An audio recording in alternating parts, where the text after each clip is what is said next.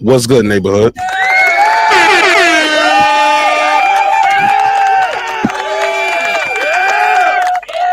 What's popping? What's happening? What's going on? You're back in the lab with your favorite neighbor, your man MarqNash. He is I am here. Another great episode of Breaking Beats. How y'all feel? What's the deal? Let's jump right into it, man.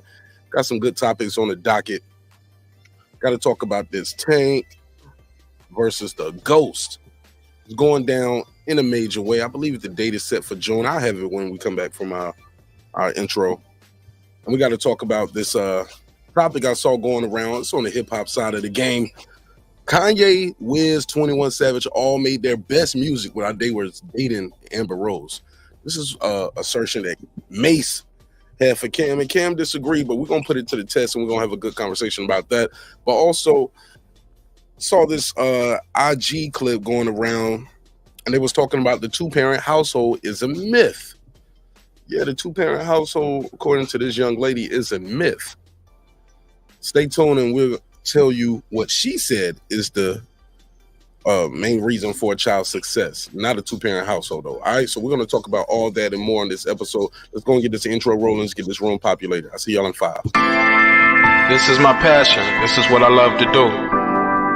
But some days, sometimes, I'm just like you, man. I hate this job. Damn, I hate this job. Damn, I hate this job. Damn, I hate my job. Damn, I hate this job. I'm just like you. Damn, I hate this job. Man, I hate this job. Man, I hate my job. From a good dream I wake, sun rays on my face, planning out my day, hoping this ain't the one that I catch a case. I feel so good, I feel so straight. My manager keep calling me saying, hurry up, you late. Hurry up, you lay off. Y'all, man, I hate this job. Man, I hate this job. Been trying to play it cool, but it's hard to play it off. I've been hanging on to this bullshit, cause my car still ain't paid off. I know I'm on my way up. My boy just got laid off, so y'all, man, I hate this job. Man, I hate this job. These hoes here so ratchet. These niggas here so sneaky. Y'all don't even really pay enough for y'all to only pay bi-weekly. I'm trying to double up my cash. Take this job, shove it up your ass. Yo, man, I hate this job. Sometimes I wanna say, walk in and slap my boss. This shit is getting hard. Damn, I hate this job. Gotta make it out of this struggle, bruh. And I don't really mean to take it out on you. You just a customer, but damn, I hate this job. Damn, I hate my job. Damn, I hate this job. Damn, I hate my job. Damn, I hate this job. Damn, I hate this job. Damn, I hate my job. Damn, I hate this job. We're the reason why your stockholders always stay afloat. Yet I'm asking, are they hiring? Like everywhere I go, schedule will say 9, but I think it's fine if I clock in at 9:04. I work 40 hours a week plus overtime just to be bro. So y'all, man, I hate this job. Hate that I applied. So much has transpired since the day that I was high. Told me I could advance, but you were telling me lies. Gotta give your notice before I quit, but you don't say shit right before I'm fired. Damn, man, I hate this job. Sometimes I wanna say, walk in and slap my boss. This shit is getting hard. Damn, I hate this job. Gotta make it out of this struggle, bruh. And I don't really mean to take it out on you. You just a customer, but damn, I hate this job. Damn, I hate my job. Damn, I hate this job. Damn, I hate my job. Damn, I hate this job. Damn, I hate this job. Damn, I hate my job. Damn, I hate this job. You and your procedures, you and your protocol, you and your policies, none of that shit don't apply to me. You and your quotas, you and your standards, you and your 2 sick days a year. Y'all niggas bananas. Wonder why the postman's posted with hammers, going postal with Popo on camera. His wage got him enraged, stressed out, it's hard to maintain. He flips the middle, grabs his. He said, if you don't get the picture, I quit, you ain't shit, mother. Man, I hate this job. Sometimes I wanna say, walk in and slap my boss. This shit is getting hard. Damn, I hate this job. Gotta make it out of this struggle, bruh. And I don't really mean to take it out on you. You just a customer, but damn, I hate this job. Damn, I hate my job. Damn, I hate this job. Damn, I hate my job. Damn, I hate this job. Damn, I hate this job. Damn, I hate my job. Damn, I hate this job. Man, I hate this job. I put my pants on one leg at a time, just like you. I'm out here trying to take care of my family. Damn, I hate this job. It's not always glamorous, for real, but I do what I gotta do for me and mine, you know? Damn, I hate this job. Damn, I hate my job. Damn, I hate this job. Damn, I hate my job. Damn, I hate this job. Damn, I hate this job. Damn, I hate my job. Damn, I hate this job. Damn, I hate this job.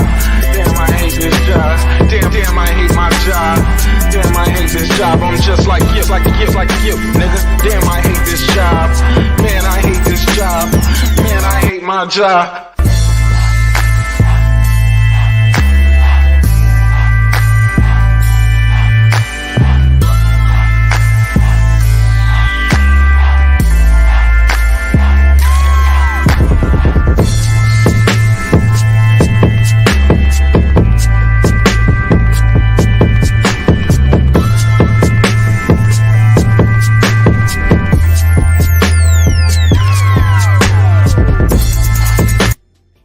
The views and opinions expressed in this program are those of the speakers, commentators, experts, and or the host. They do not explicitly nor necessarily reflect nor represent the channel's policy or the views held by the channel or broadcaster. The broadcaster or its channel cannot be held accountable for all or any views expressed during the program. Basically, if I didn't say it, don't come for me. You come for the person who said it. And please don't sue me for somebody else's words. With that said, let's start the show, motherfucker.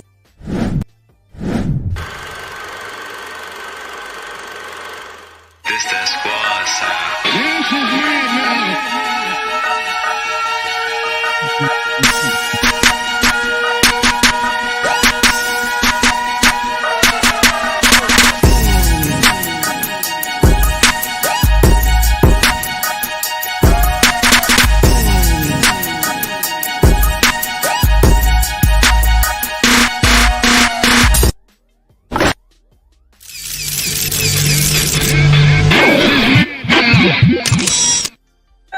We live again, man. What's good? What's good?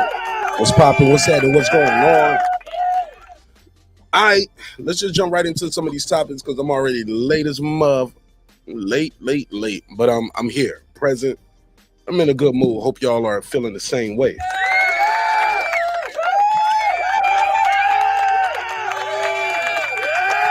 Before I start, I want to tell y'all thanks for allowing me the opportunity to entertain y'all this evening going into this morning. Hopefully you will be thoroughly entertained. If not, I'll try again on the next one, man. When is the next one going to be? We got a little break coming up. I think I'm going to do a show on Friday, but I'm got a little trip this weekend, so probably won't be doing a show Monday. If so, it will be a condensed version of the show. Probably just do some uploads. But all right, let's get into some of these topics, man. A couple of these topics. Shout out to everybody who's here early. My guy Cooking with Sir Senior. What up? Lisa Bell. She never fails. Appreciate you for supporting the show in a major way. All right, man. Y'all, where y'all want to start? Y'all want me just, matter of fact, let me just do this real quick. What do you mean? What up? Do a couple of these shout outs real quick on the members only side of the game real quick. Shout out to Jaden Burney, new member. What up, gangsta? Shout out to Champion Heart. What up? What up? Lisa Bells. What up? Girl behind the mic. What up? Nick Rich in this bitch. What up, gangsta? Beyond Above Media, What up? SF City Slicker, What up? SLG, What up? Electro Jed, What up? Raheem the Dream Soto, What up? Pound for Pound Sports Entertainment, What up? DJ MFB, What up? Meta Yoel, What up? Haplo, let's go. What up? Karma Serene with the Serene Saturdays, What up? Cooking with Sir Senior, What up? Megazar, aka Megavelli, What up? Transcendent Sports Channel, my Filipino brother from another all the way in Canada. What up? Shout out to Canada. What up? My boy Like That. What up? Appreciate y'all, man. Thanks for supporting the show in a major way. Let me do a couple of these Patreon shout outs as well. And then we can get right into some of these topics, man. Because I don't have a lot of topics on the docket, but I think these two or three topics that I have will be enough to get us through the night, if you know what I mean. All right, so shout out to Travis Bryant, What up? Tar Heel resident, What up? High Five, What up? Stephen Bateman all the way in Australia, What up? my good brother Derek Lincoln, aka member number 1, What up, gangsta? Diallo, What up? Jessica, What up? Cam Edwards, What up? Nick Rich, What up? Detroit, DC, What up? Jerry Tasker, What up? Raheem Soto, What up? KP from KC5, What up, gangsta? Pittsburgh T. What up? That guy clips 330 early. What up? Lisa Bells. What up? Wanda Villa. What up? Gorilla, aka Epoxy Magic. What up, gangsta? My boy Puro. What up? Appreciate y'all all for supporting the show in a major way. What up, gangsta? All right, let's get into it. I said that 3-4 times already. All right. So Gervonta Tank Davis, aka Brother Y, he has a major event going down. I believe the date is what? Let me see Gervonta's date. Gervonta Davis, Frank Martin. I believe they said when they said this fight was happening. Let me see. Is it even on BoxRec yet? Let me Google that. Is it even on BoxRec? Because these are all rumors, right? Okay, it's not even on BoxRec. Now I heard he was fighting. This is going to be in June. Did they say June 16th? Heard it's going to be on June 16th. And from what I'm hearing, your guy David Benavidez is going to be on that damn card. What up? Shout out to Tank for headlining that kind of card. Also, I'm hearing El Rayo is going to be on this card in a rematch. Okay, June 15th. Shout out to Brent. I'm going to drop the link out there too. I heard El Rayo is going to be on this card in a rematch. So that's going to be fire. But my question for you guys, is it worth it? Is it worth you flying out to Vegas for this fight? Is it one of those fights where you like, man, I got to be in the building for this fight? Is it worth your $65, $75, $80 that you're going to be asked to cough up for this pay-per-view? Is it worth it? For some people, absolutely. Some people are going to say, hell yeah, take my money. I just want to see Tank Davis. Because Tank is an event. It's a spectacle. Whenever he's out there, he bring things out. You know what I'm saying? Them girls be got them things out. You know what I'm saying? They be looking like them out of means. You know what I'm saying?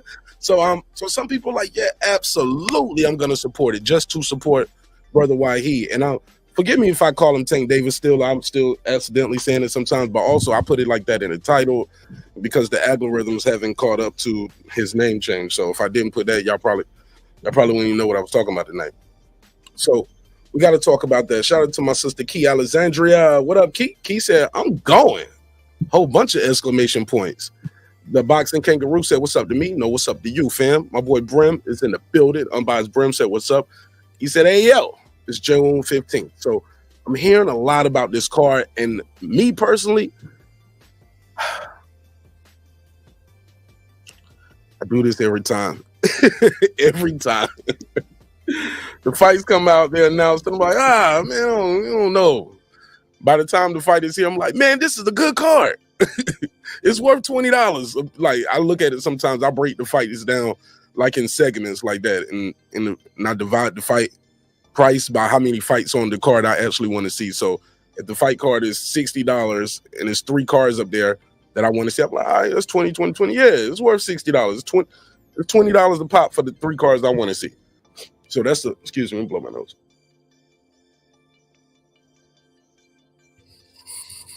Excuse me. Man, did y'all hear that? My nose squeaking, man. It's the sinus pressure. Sinus pressure is still draining. Sound like a mouse squeaking. But that's how I determine whether or not I'm going to support an event. A lot of times I look at the amount of the price and I divide that by the fight. So I'm excited for Frank Martin. I'm not going to lie. But I don't know if I'm sold on Frank Martin yet. I don't know if I... Man, the guys who I see on this card who's supposed to win, I think they're going to win. I don't anticipate any upsets. Let me see. David Benavidez. Let me see next. Okay, now he's supposed to be fighting, what's it, Gostick at 175. Now, this fight is important now. Don't, just because I'm saying, like, all of these fights matter. At this level, all of these fights matter. All of these fights are important. Frank Martin has a chance to go there and change his life. David Benavidez, so does Alexander Gostick. They have a chance to change their life, especially Frank Martin. Like, you go in there and you're that guy that can unseat Gervonta Davis, aka Brother Wahid.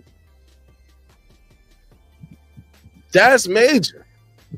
You can change the trajectory of your life and your career forever, man. Like, even if it's a fluke one-off, you did it, bro. So it's a lot on the line for all of these guys. David Benavidez, for many years, some fans were saying, hey, he's a weight bully. You're a weight bully.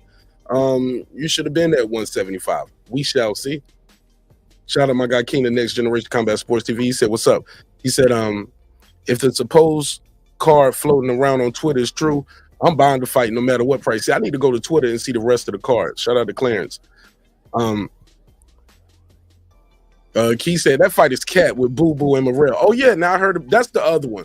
Boo Boo and Morrell was supposed to be up here. Kangaroo, you said that boxer Kangaroo. You said that's fake. You think that's cat? If that's on the card too, man, y'all know that's a lot, man. Like a lot of those guys could be main event. So I'm not upset with it. And the reason why I think it could be true, because we was hearing about they didn't have a lot of dates. Well, if you don't have a lot of dates, you got to stack these cards, and I'm not mad at it. That's more bang for your buck if you're a boxing fan, right? Key Alexandra, she said, Lisa Bells, I hope I can. If the rumors are true that Boo Boo Andre versus Morrell happens, then I'll be crying because Boo Boo is going to get hurt. Now, peep that, Key. You said Boo Boo going to get hurt, right? And it's very possible. But on the flip side of that coin, a lot of people are saying, not giving my guy Morrell his props. They're always saying, well, Morrell, he only got 10 fights. What has he done? What has he done? He ain't done nothing. He ain't fought nobody. He ain't beat nobody. But just when the names are announced, you got Boo Boo getting hurt in there. You feel what I'm saying? Shout out to my guy T.O., a.k.a. Heavy Bad Boxing TV. What up, fam? So that's where I'm at with it. I'm excited about it. I'm excited about it for boxing because it is a stat card. My boy Shelton Moore, he was the one that hit me up. He said, bro, if this card is real, I'm there. I'm there. This was before the announcement with far as the Boo Boo and Morrell being on the card. He was like, yo, I'm there. So the Romans, they added Andre Morrell to the Davis Martin card. That's pretty major. That's pretty major. Let me see what they're saying. He said, Carl, we live. She said, Morrell is amazing. He's damn good, man. I don't know why people don't give him his props. He said, that's fake news, bro. Boo Boo back to 160. Damn, he is. Is that confirmed? He back at 160? I mean, he lost to the top guy up there. What many people think is the top guy. Got beat bad too. You said David Benavidez beat 8 pounds off his ass, beat them 8 pounds off his ass. Like, yo, take your ass back to 160. You don't belong here. Damn, that's crazy if that's true. I like Boo Boo Andre. And I told people after that fight too, before the fight, I said, my biggest fear is Boo Boo goes in there, looks bad, and people will say he was a hype job all this time. No, maybe David Benavidez is everything he said he was. Maybe he's the goods. Maybe he's the goods for real, for real. Hot Rod said, none of them fights are 50-50. I'll gladly keep my money, not wasting my time watching that card. Damn, Hot Rod. Yeah, I don't think they were 50-50 neither, Hot Rod. That's why I started with my opening. Like, the guys who are supposed to win, I believe they're going to win. David is going to win. Tank is going to win. Excuse me, hold on.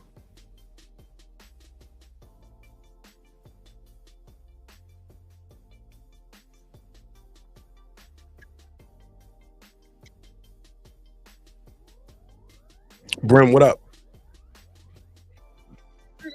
What's up? What's popping with you, my guy? You know, regular mess, work life, chopping it up with marqnash, you know. I appreciate you, man. Thanks for your time, your energy. Thanks for allowing us to entertain you this evening, man, while you're at the job. Appreciate you, my brother. And I put it in the text with Boxing Kangaroo, just to let you know, Boo Boo's trainer said he wanted them to go back to 160, but then Boo Boo said, no, I'm staying at 168. And that came out of Boo Boo's mouth. Okay. Do you think, is there any 50-50 matchups up here, or are the principals supposed to win, the A side? The guys who are the name in front is supposed to be winning this fight. The Rayo rematch is a 50-50 fight, or close enough to it. Didn't he get knocked out the first fight? Yeah, he did, but it's still close enough though. It's close. It's one of those fights when you look at it, yeah, he might have got knocked out, but there's still enough people that will say that he might win the rematch. You know what I mean? It may not be 50-50, but it's not a foregone conclusion who's going to win for most part. And I don't think David Benavidez is a foregone conclusion either, even though he will be the heavy favorite, because the guy who he's fighting, yeah, he only fight a couple bums since he came back. Not bums, but lower tier guys that he came back. But his only loss was to Beterbiev. And the guy got popped, and this is the first time Benavidez is fighting someone with real power. And it's at a higher weight class. So it's enough intrigue. I don't know. I just think he's a big boy, man, and he could have been at light heavyweight a long time ago. I think he's gonna be that. He's gonna be the man that day. Well, we know he could have been a light heavyweight because WBC offered him the #1 spot for Beterbiev's belt, and he said no thanks. So we already know that. Well, he was chasing the white whale at that time with a red-headed whale. The red-headed whale. He was chasing that guy, but I think he's past that now. What's up, Shelmore? Wasn't that before Canelo went What's up, guys? What's up, bro? What's going on, champion? Yeah, but man, sitting out back with this spittle, man. Just want to talk to y'all for a minute. Trill stuff. Sorry to hear that, bro. Yeah, it's rough, man. Getting down to the nitty gritty. But yeah, man, this card is fire, bro. It's fire. Fire? Fire. Fire? Come on, you got motherfucking the El Rayo De Los Santos rematch. That's gonna be a good fight. Not if De Los Santos going there and fight like he fought versus Shakur. He's not gonna be allowed to fight like that. He's not gonna be allowed to fight like that because El Rayo comes forward. What happened to you're only as good as your last fight? Different style. He being a contrarian right now. No, if he fights El Rayo the way he fought Shakur Stevenson, he's gonna get knocked out. But he's not going to because styles make matchups. He's not fighting the guy that's going to. Is that not what I just said, bro? Is that not what I just said? I agree with you. I'm saying Mark was being a contrarian. Oh, okay. Yo, she said I'm hating. She said not Mark hating. Is it hating? Or I'm just saying I don't, like I said, these matchups should be entertaining. But I believe on the main card, on the the co-main or the co-feature, Tank is supposed to win. He's gonna win. Mm-hmm. David Benavidez is supposed to win. He's gonna win. I don't know that. Vosdick is not no punk. I'm telling you, bro. I don't know if you ever saw this guy fight. This guy is not no pushover. Yeah. And David Benavidez is? Huh? And David is? No, but no. And I'm saying this is the best guy that David Benavidez has ever fought. He's never fought a guy on Vosdick's level. Never. Man, let me get Hot Rod in here and cuss y'all out on this bullshit. Come on, Hot Rod, cuss him out. I gotta disagree with OG. Cuss him out tonight, Hot Rod. I'm tired of this shit. Hot Rod, you know I ain't lying. You tell me who with the 90s. You tell me who Benavidez fought that's on Vosdick's level. You tell me. I think Plant better than him. Who? He's not. Plant? Who? Plant? White chocolate. No. White chocolate. No. But this dude went, that fight make you want to buy the card? That fight, and if they put Boo Boo and Morrell on that card, if they put Boo Boo and Morrell on that card, I'm going. I'm not buying. I'm going. Who you see winning that one if they fight? Morrell should win. He's younger and bigger. Right. But just because he should win doesn't mean he will, because Boo Boo has the experience. He got experience of getting his phone cracked in the last fight. Man, that dude, I don't care what y'all say. I hear what y'all be talking about. That dude got 11 fights. 10. He got 11 fights. That dude don't have the experience Boo Boo got. So, no. I don't know who's And gonna he win just that fight. and he just went through the fire, so now he's tested, and he might be able to improve, and he learned something from losing. Never know. I don't know who's gonna win that fight. I don't know who's gonna win the El Rayo fight. I don't know who's gonna win the Benavidez fight. I don't know for sure. Tank should stop this guy, but I don't know that. This guy can fight. He's pretty good. I do think Frank could go 12.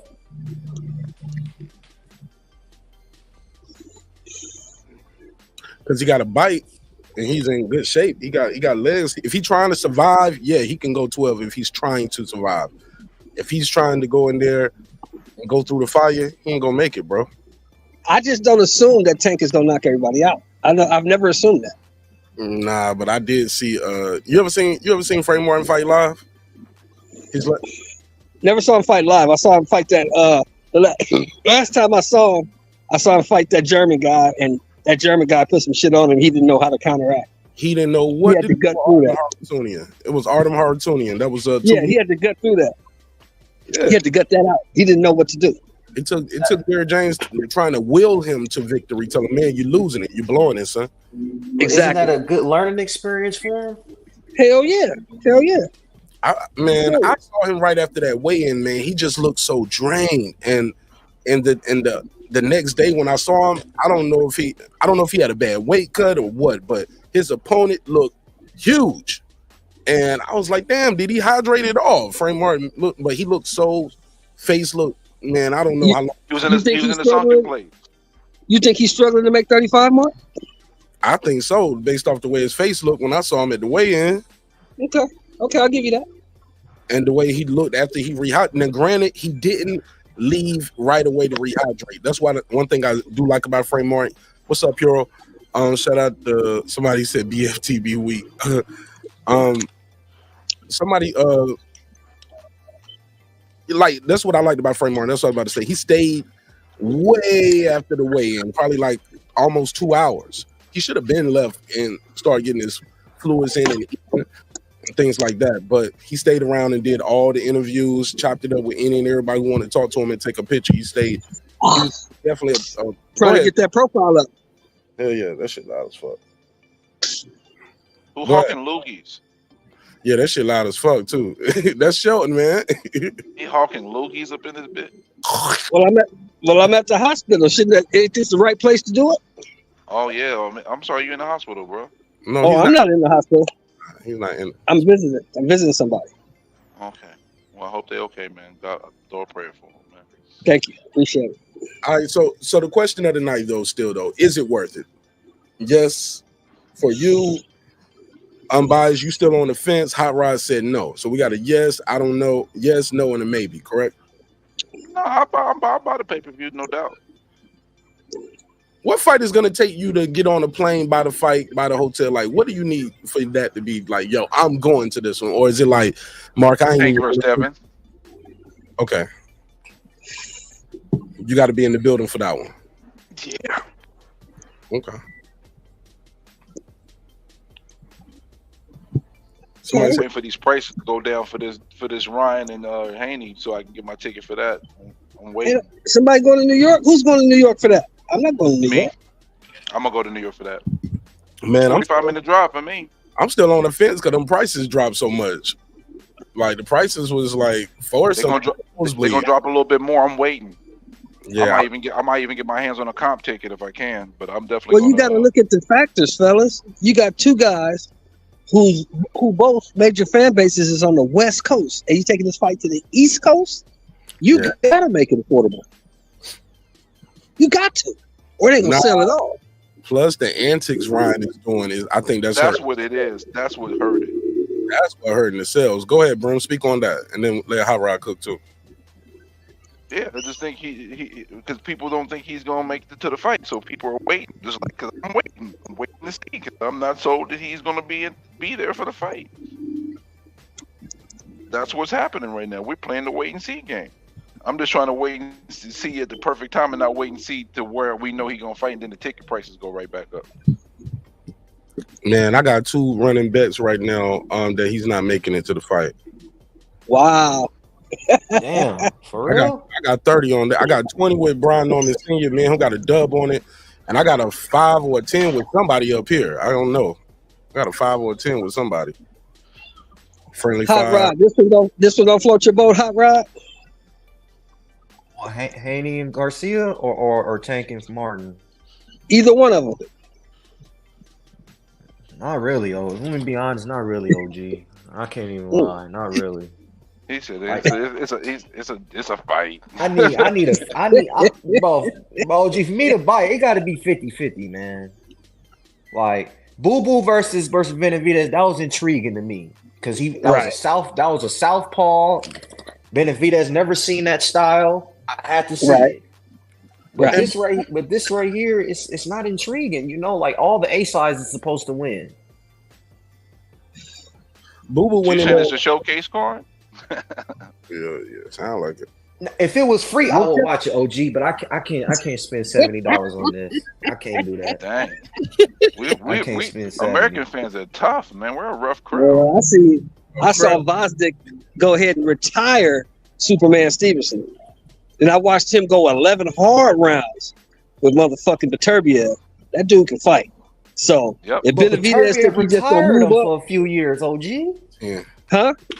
I said Beterbiev retired him for a few years. Yeah, and but he like came Mase back though. And fought a few calves. But he's like Mase. Welcome back. Yeah, that was a hard ass fight, and he fought 3 times last year, so he's back. Like my thing is this, OG. Why we couldn't get a better matchup if you was going to 175? Anthony Yarde right there. Why we couldn't get that? Anthony Yarde got a fight. Anthony Yarde has a fight, and I think Vosdick is rated higher than Anthony Yarde in the WBC, if I'm not mistaken. He is. That's why that fight is going to get Benavidez a title shot if he's successful. So the fight matters. I get it. It's not going to be like the guy's going to come lay down, but if you want to be technical, OG Mark, Benavidez already ducked better beat. They already told him he already had a shot to go fight him, man. He turned it down. Right. He did that. No, I think he was still trying to play his position at 168. He thought he was going to get that Canelo fight, and I can't be. He didn't want that smoke, man. He didn't want that smoke. But all I hear about in boxing is the opportunity, and you got to take that opportunity when you get the opportunity. But how you duck somebody you're not even in their division, and you're the number one guy in your division? How you duck somebody? Because he missed the weight, and they said we giving you opportunities to fight this because you missing weight. He been falling down. He been sitting. Yeah, WBC gave him a bone. OG, they gave him a bone. Yeah, they gave him a bone. They said go up to 75. They said go up to 75. First fight. Yeah, go up to 75, and we'll make you the mandatory for Beterbiev. And he said no. And he was in that Canelo sweepstakes. I just think that makes sense. What's up, Piotr? But at the time, Canelo wasn't even undisputed yet. It didn't matter. The check is the check. Fighting Canelo, the check is the check. It ain't even about it was about undisputed with Canelo. No, it's about that. Well, not according to him. Well, not according to him, because he said, and I quote, they offered Canelo $60 million, and I was only gonna get 5, and he turned it down. That's what Benavidez said. If I beat Canelo, bro, you talking about the guarantee of front money, or you talking about if I go in there and beat Canelo, what it means? He was only gonna get $5 million, win, lose, or draw. That's what he said. Okay. That's what he said. I heard you the first time. So I don't know. You know. What's up? The check ain't the check. Yeah, and what's up, everybody? You say so. Going in there and beating Canelo, change your life. What up, bro? Check, baby. 1, 2, 3. Well, let me ask you this, though. Well, since that's what you're saying, let me ask you this. What happened to Bivol? Bivol beat the shit out of Canelo. What did it get him? Shit, Bivol name. People know who he is now. You think he got nothing off that Canelo victory? Monetarily, no. Okay. He got more money for beating Zerto than he got for beating Canelo. I don't know that. Yeah, he got $3 million for beating Canelo. He got $5 million for beating Zerto. That's more money. I don't know that. When did he fight? Is that true? Can we fact check that? And did he fight Zerto after Canelo? Yes. That makes sense then, right? So your pay went up. He got the $5 million from the Saudis. Remember? Got you on that. His pay went up after he beat Canelo. From the Saudis. but the pay went up. It don't matter who paid on. I don't care. Everybody's pay goes up when you go to Saudi Arabia, bro. Okay. Everybody's pay goes up. But he beat Canelo. You think they want him over there if he just got his ass whooped by Canelo? Probably not. But he didn't get his ass whooped. You act like beating Canelo is nothing, dog. Beating people know who he is now. You tripping, bro. Okay, well, let's see if he can monetize that when he fights for Turbia. I want to see it show more. I want to see it. I We think get to see it for $10.99 ESPN subscription. my boy Pittsburgh T, my boy Pittsburgh T, he said Ryan self-destroying his own money and any other big money going forward. Who's putting money up for the next big Ryan fight? Confident you're gonna get your money. Not me, bro. Now, granted, if this fight has a success as a pay-per-view, and I think it's gonna sell. I think people gonna want to see what the hell is gonna happen with this kid. But I think all of this shit too is like a built-in excuse if you lose, bro. You get what I'm saying? Most definitely. Oh, okay. My turn. All right, I gotta go, y'all. I'll talk to y'all later. All right. Yeah, he going there and lose. People gonna be like, Ryan Head won in the game. He that wasn't Ryan at his best. Y'all see how these fans make excuses. Puro, you know I'm right. Hot Rod, Unbiased, Lisa, Boxing Kangaroo, Foodie, Keena, Key Alexandra, all of y'all know I'm telling the truth. This is a built-in excuse. His fan base, his massive fan base, are gonna say, well, everybody knew Ryan wasn't 100%. I'm like, nah, y'all told me that shit was promo before the fight. So I don't want to hear after the fight if he go in there and gets washed. I don't want to hear, well, Ryan won 100%. Y'all saw him before the fight. Come on, man. You know the man won 100%. Nah. Y'all, I need them to stand on it now. Whoever you are, lottie-dottie, everybody, stand on it. If you think the guys, if promo, cool. I'm of the belief it's not. I'm here to tell y'all, I don't believe it is. I don't believe it is. And I like Ryan, and I kind of feel for him because I don't think anybody should go into a boxing match where in that space where he's at. But shit, he's a pro. He's been doing this for a long time. Somebody said, Mark, everyone is saying Ryan isn't 100%. Not everyone. Not this guy right here, Brian Norman Sr., man. He and I have a bet when it comes to this. I said, I don't think he's going to make it to the ring wall. He said, I got a dub on it. I bet you he do. This promo. And I'm lying. Well, maybe he is. Maybe it is promo. Most ridiculous promo ever. Yep. His phone crack. Oh, you heard me say that earlier. Yeah, niggas getting that phone crack. Go ahead, though, Puro. Talk to me, man. I mean, yeah, it's got to be promo. I mean, whoever's got to bet that he's not going to make it to the ring, bro. I mean, I don't know. The odds aren't in your favor because. Right. I'm starting to hate that now. Just keep it a buck. This fight's for the money, anyways. Yeah. I mean, like Devin didn't have to fight Ryan. Ryan at 140 did nothing to deserve a shot at this title. You know, so at the end of the day, bro, I mean, I'm pretty sure that's the only guarantee in this fight is that both of the combatants will be there on 420. Yeah, man. I think he's going to make it to the fight now. I just think he's just going to get washed.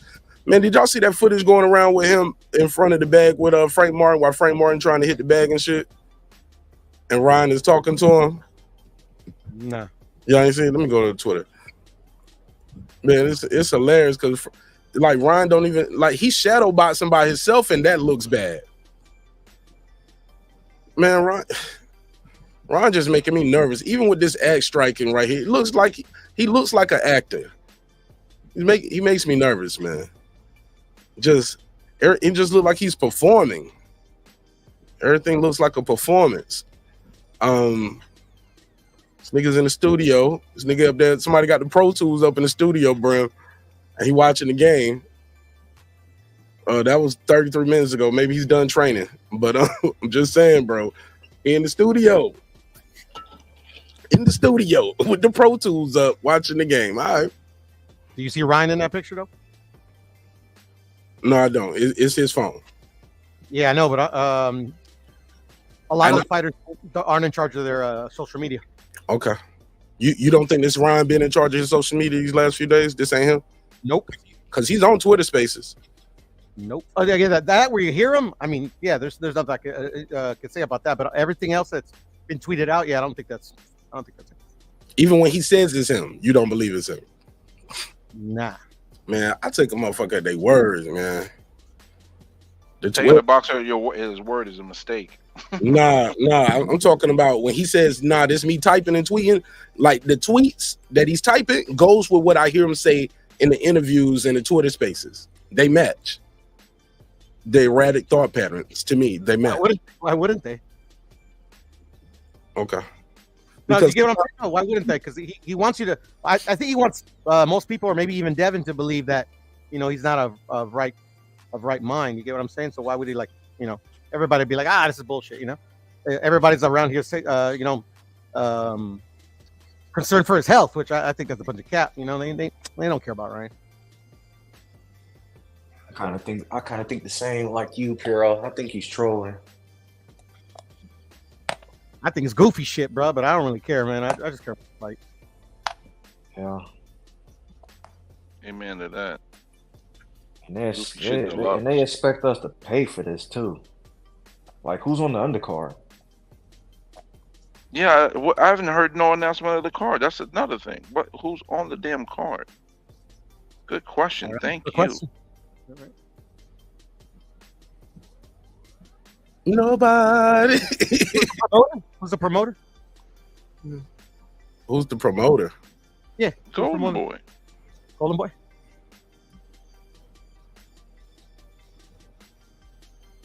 Yes, the boy is gold. They said they're gonna find somebody for Barbosa to fight. Okay. Yeah, that's what I'm assuming. Yeah. Why would Barbosa even be there? That's why I wasn't thinking Ryan was gonna make it to the fight, because they was like,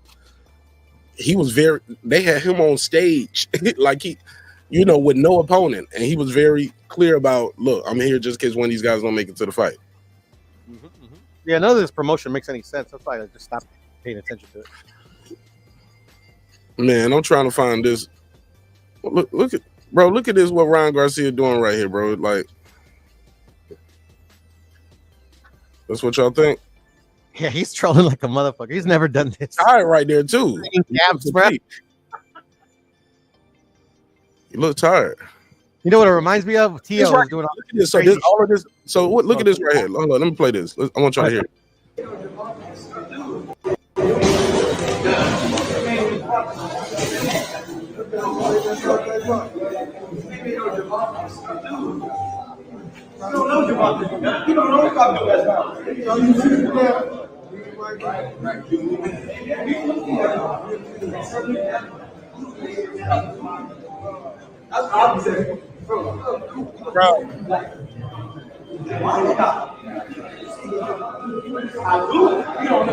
Bro, he even look bad shadow boxing to me right here. He even looks bad shadow boxing. Form looks bad. Even this right, like son, I don't know what, man. And I like Ryan, but you the Osleys. What's going on, bro? What the hell is going on? Man, I'm worried for the kid. Yeah, he gonna make it. He gonna make it to the ring walk because it's about that bread. This really like a big money fight for him. He needs this. He don't need it. Devin needs it. I'm assuming. I mean, they both need it. Like he needs a big fight. Ryan Garcia is a big name. He needs a big opponent. He needs a big fight. Dev needs it for a different reason. Yeah, Dev needs it for money. I mean, like Ryan. No, it ain't really just about money. Well, Dev been making millions. What else is it about? It's about him being able to position himself. It's about money, but it's about positioning himself. The notoriety. Something that everybody thinks is crazy. I'm sorry, Mark. I keep cutting you off. Go ahead. No, go ahead. You go ahead. No, I'm just saying, like, position himself by beating somebody that like nobody thinks is the right sound, that everybody thinks is gonna get watched. I mean, come on, bro. I mean, if Ryan looks bad, Devin has to look bad just by fighting the guy, right? He didn't know that when he signed the contract, the nigga was going crazy. That's his fault that the dude had having this whole breakdown after they signed the contract. I mean, he could have been like, yeah, I don't think this guy is really serious. I'm backing out.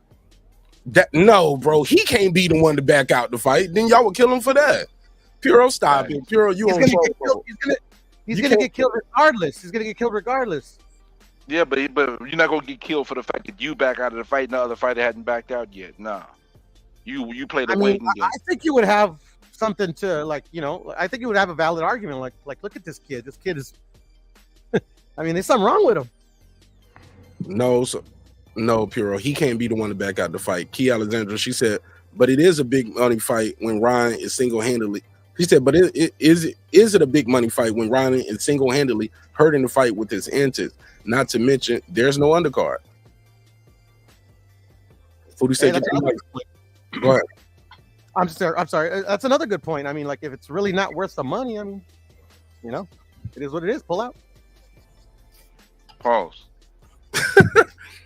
Nah, hurting the fight, right? He pull out the fight, dog. He cannot pull out the fight. Not Devin Haney. He can't. Talking about I care about his Brian don't seem right, so I'm gonna pull out the fight. Man, y'all would kill him for that. I mean, that's like Shakur when Shakur was about to fight Jose Gonzalez, and people killed him because he was like, "Yo, I'm dating his sister." He didn't really want to put the beats on him too bad. My boy CJ was like, "He ain't got no killer in him, Mark. He ain't got no killer instinct." I was like, "Well, he won the fight convincingly, single-handed. Like, man, he could have killed him though. He should have killed him." I was like, "Damn." Like, it's like that's gonna make the bedside talk a little crazy when he go home to the dude's sister. And the funny part is he's not even with the sister no more, so he should have killed him. I guess, right? But Key Alexandra with you, Puro, she said, I wouldn't blame Dev if he pulls out the fight. Keenan said,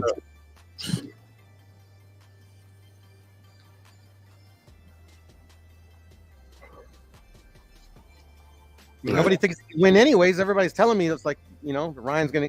You said it yourself, Mark. Ryan's gonna get washed. I'm like, why is Devin fighting him then? But I think Devin washes a lot of these dudes, though. That's not a knock. A lot of these. That's not Garcia. It's not a knock on him. I think he's gonna wash T.O. I think he's gonna wash Matias. All right, but we're talking about Ryan Garcia. I think he's gonna wash Ryan. Okay. I don't know. But that's not his fault. After I signed the contract, I'm in training camp, we promoting the fight, and during the promotion of the fight, this dude started saying these things that could be hurting the event. I pull out the fight. Come on, bro. That's not even being fair to Devin. Like damn, you should pull out the fight because your opponent. No, nigga, Golden Boy should pull him out the fight. They should be the ones worried about him. That's not the opponent's job to worry about the mental health of his opponent. Puro never has, never will be in boxing. Well, that's the thing, though. I mean, like, Ryan wanted this fight. So did Devin, obviously. So, I mean, like, they're not pulling him out. So, to me, you're not pulling him out the fight. That, this is his mental health is nothing wrong. He's just talking. Fair enough. Go ahead. Pass it around. Brim, Hot Rod.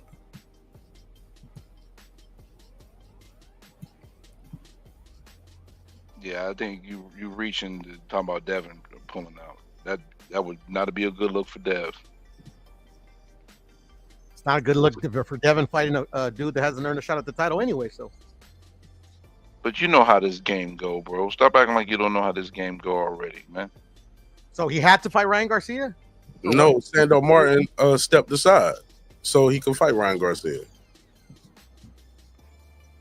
The WBC was very clear in saying, I want to thank Sandor Martin, for stepping aside, allowing this fight to happen,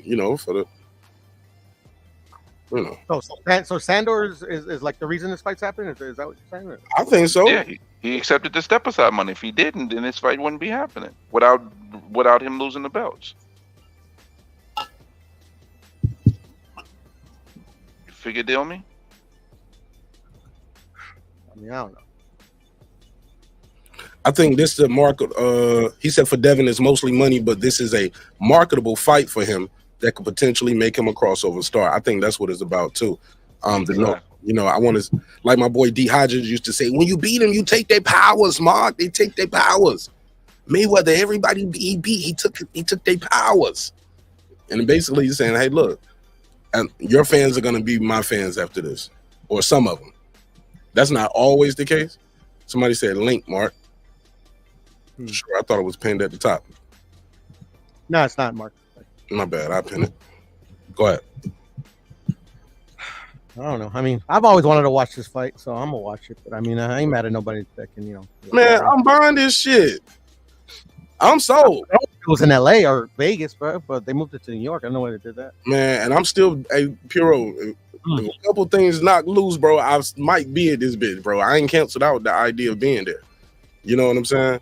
I might do one of those shits. I fly in like for the day of the fight, because I ain't applying for no creds and none of that shit. I'm gonna probably fly in for the day of the fight, go to the fight, and go right back to the airport. You get what I'm saying? Might not stay overnight like that. You know what I'm saying? Get there Saturday, go to the fight, leave the fight, go straight to the airport. Uber, take me to JFK, baby. I'm out of here. That red light. Yeah, man. What's up, Kangaroo Boxing? What's going on, fellas? Hey, Captain Kangaroo. Go. I'm boss. What's going on, fellas? What's up? You got here early enough now. Brim, I heard that Boo Boo was staying at 160, bro. You reckon that's cap? No, it wasn't. It's not that it's cap. It's that his trainer wanted him to go back. Yeah, his trainer. But then Boo Boo said, "No, I'm gonna stay at 168."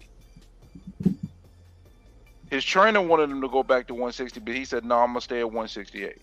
Yeah, I heard that fight was capped. That David Morrell fight. I heard that was all bullshit. It's just rumors. Yeah, it's not even confirmed. Yeah, righto. All right, I'll settle down. Sorry. My sister's cousin's brother told me. That's what it is. Sources say. Heard it through the grapevine. Right? Ooh, I heard it through the grapevine. And I'm just about to lose my mind. See, Brent, see what you start with your singing and shit? Mm-hmm. They don't turn into... Baby, come back. Turn into karaoke night up in this bit. We'll just flip this. We'll flip the script, right? I know, bro. So we're gonna do that karaoke, Carl. Don't trip. I'll bet about that. Don't tease me. You know, I win all the awards, bro. Yeah, no, I'm the Elvis. Hold on. The online Elvis. I am the online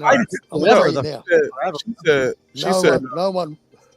She said, "Are you supporting the Ryan fight, but not the Tank fight?" I'm gonna buy both of them. But one of them, I want to go to these fights, but I'm like, damn, do I want? And they far enough apart, I can really go to both. I'm like, man, like I said, I'm on that side that don't believe Ryan is 100%. You know what I'm saying? Even if he does show up there, I don't believe he's 100% there, and it bothers me. You know what I'm saying? And as far as the Frank Martin Tank fight, definitely gonna buy that regardless. You know what I'm saying? With the Benavidez, especially if Benavidez on the card, but I'm gonna buy that shit regardless. Cause I know they're gonna have a stat card with some fights I want to see, so I'm gonna buy it regardless. But I really want to go to one of these joints. I'm gonna apply for a cred for that one though. That PBC card, I'll probably apply for a cred for that. And I've had credentials for them before, so hopefully I get it. But yeah, I'm gonna apply for a cred for that one. I heard the Tank fight's gonna be in Vegas. I'll go to that one if it's in Vegas. Hell yeah, and they PBC always send their creds out so late, man.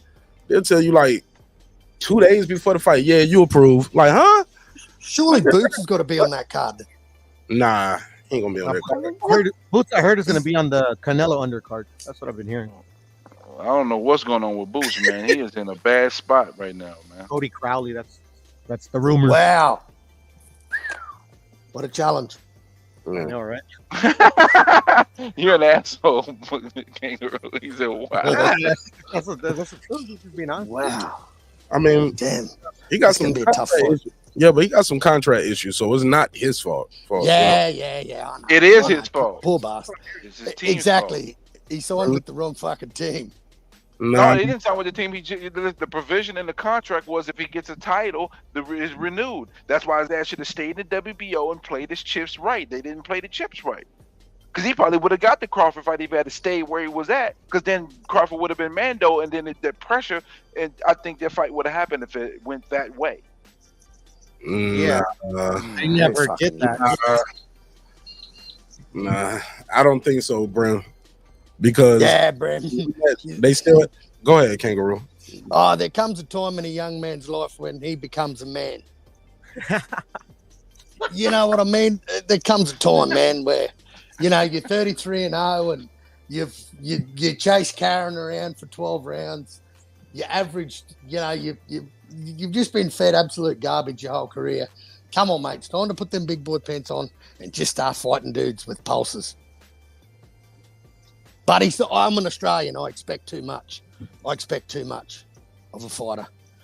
Might be a bit different in America there where, you like them staying on the fucking couch for years on end and doing nothing. Get busy, mate. Fuck me. Like, how long's it been since Boots has fought? Vila? Yeah. When Vila, he fought last year. Last year, yeah. Yeah. He fought last year. Yeah, when? August? I mean, he fought last year. It ain't been a year yet. Like, what's the It point? was July. Yeah, but for somebody his age, he should be definitely He more should active. be moving. No, he didn't fight no more after that because he knew he was going to get the title. They had to give him the title. And then his manager died right after that. You get what I'm saying? He just got that bad move. Man, that man a world champion right now. And can't nobody say nothing about it. In the history books forever, he's going to be listed as a world champion from Philly, whether people like it or not. He'll get in the Hall of Fame. He'll get in the Hall of Fame with that win too. Nah, in the Hall of Fame with that. I mean, it wasn't even a win. It was an elevation. Exactly. IBF to exactly. But That's he's not modern day Hall of Fame shit, man. Nah. But he's not the only person in the history that's happened to. So he didn't create it. He didn't invent it. He's not the first one to do it. But Tim Tszyu was the email champ. Difference was Tim Tszyu defended his belt 15 days after he was emailed. That's the difference. Still an email. Yeah, but he answered the email though, and sent an email back. Got that shit done in just over 2 weeks, bruh. Against who? A guy who was getting his ass whooped all night. Then he landed a good shot, and we all knew Tim Tszyu was gonna beat Mendoza after we saw Mendoza get his phone cracked. Mendoza was getting fucked up. He just caught Fundora with a good shot. Well, who else is there? What's Charlo doing? Charlo was there. What could he? I'm undisputed. How did Charlo come into the Boots conversation? Because it was about Tim Tszyu, about we switched gears. Oh man, you slow down, bro. You switch gears. I bought my ticket. I had my airline flight paid. Talk about no Charlo right now, respectfully. Like they got to figure it out. Jamel has no titles no more. You know what I'm saying? Just a memory. Champion in recess. He's just a memory. Yeah, but you can't disregard that. Like he literally undisputed that division and beat like every single fucking fighter. Well, Puro, tell me this: why did he only get 6? What was it? Unbiased 7,000, 6,000 for an undisputed match when that dude literally collected every belt, mate. Americans don't watch boxing. Yeah, it's crazy. That against Castano, it was. I couldn't believe it. I know. All right. Yeah, I had the school boxing kangaroo on how bad American boxing got. Nah, you've already done that, unbiased. I understand. I said I had to. That's what I'm saying. I had to school him how bad American I didn't boxing. hear what he said. What you say? You had to school him on what? How bad American boxing has got. Far as what? What do you mean? In regards to the overall aspect of the sport in America. Overall aspect of the sport is like how far it came from its peak, how far it came down, and the average fan in America is kind of dumb. Mm-hmm. So you mean as far as the fans are supporting the sport? Yep. Well, they support Tank, but they won't support a dude that's chased every belt and collected them the way an undisputed champion should, is collect all his belts. And then when he went undisputed, he had 6,000 people at his fight, mate. Like 8,000. No, it wasn't 8,000. It was 6,200. The total was 7,100. I was there. Okay. Well, I mean, I'm going by the data that was just provided by the commission. Well, I was there, bro. That's all I know. But even still, man, wrong. I'm sorry. No. I mean, regardless if it was 8,000 or 6,000, I think the point that Carl was making is that, like, yeah, I mean, it didn't even sell out. Yeah. Which is, I think it's a shame. It's a shame. I mean, George Kambosos can get 15,000 to a stadium to watch him get his ass whooped the second time by Devin Haney. I mean, that's how desperate we are against for an sport. MMA fighter, but these guys. That's how desperate we are for sport over here, man. We get 15,000 to an event where we know the outcome already. We've seen it. Like, yeah, 15,000 people are going back to watch that shit happen again. I was like, well, it's something to do on a Saturday. That's exactly it, bro. We're starved for sport here, man. So when we get a big event like that, it's crazy. I'm interested to see how Kambosos and Loma will do, man. Because, I mean, Kambosos is going to get his ass handed to him in this fight. And I'm just interested to see how the turnout. I think it'll be huge, mate. I think it'll be huge.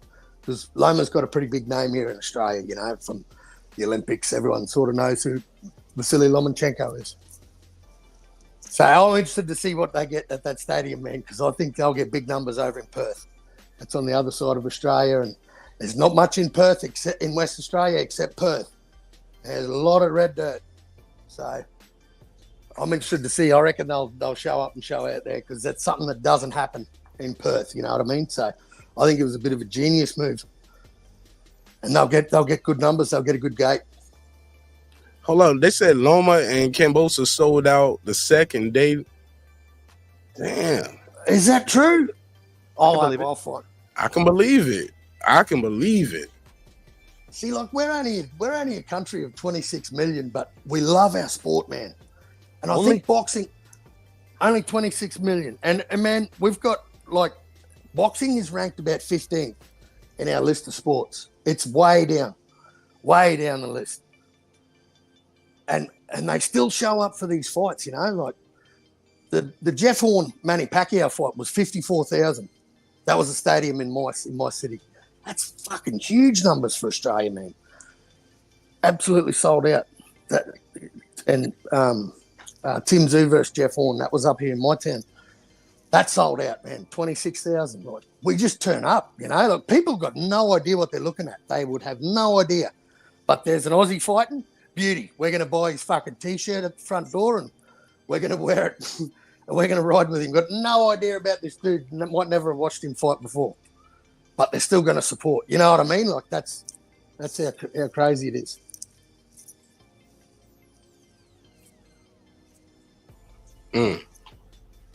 Somebody said, "Hey, America do better." All right, well, shit. Let me get to my other topics, man. I got some other shit I want to talk about. I want to keep it moving. I gave this shit an hour. Let's go. I'm already late anyway, so I can't stay on this shit forever.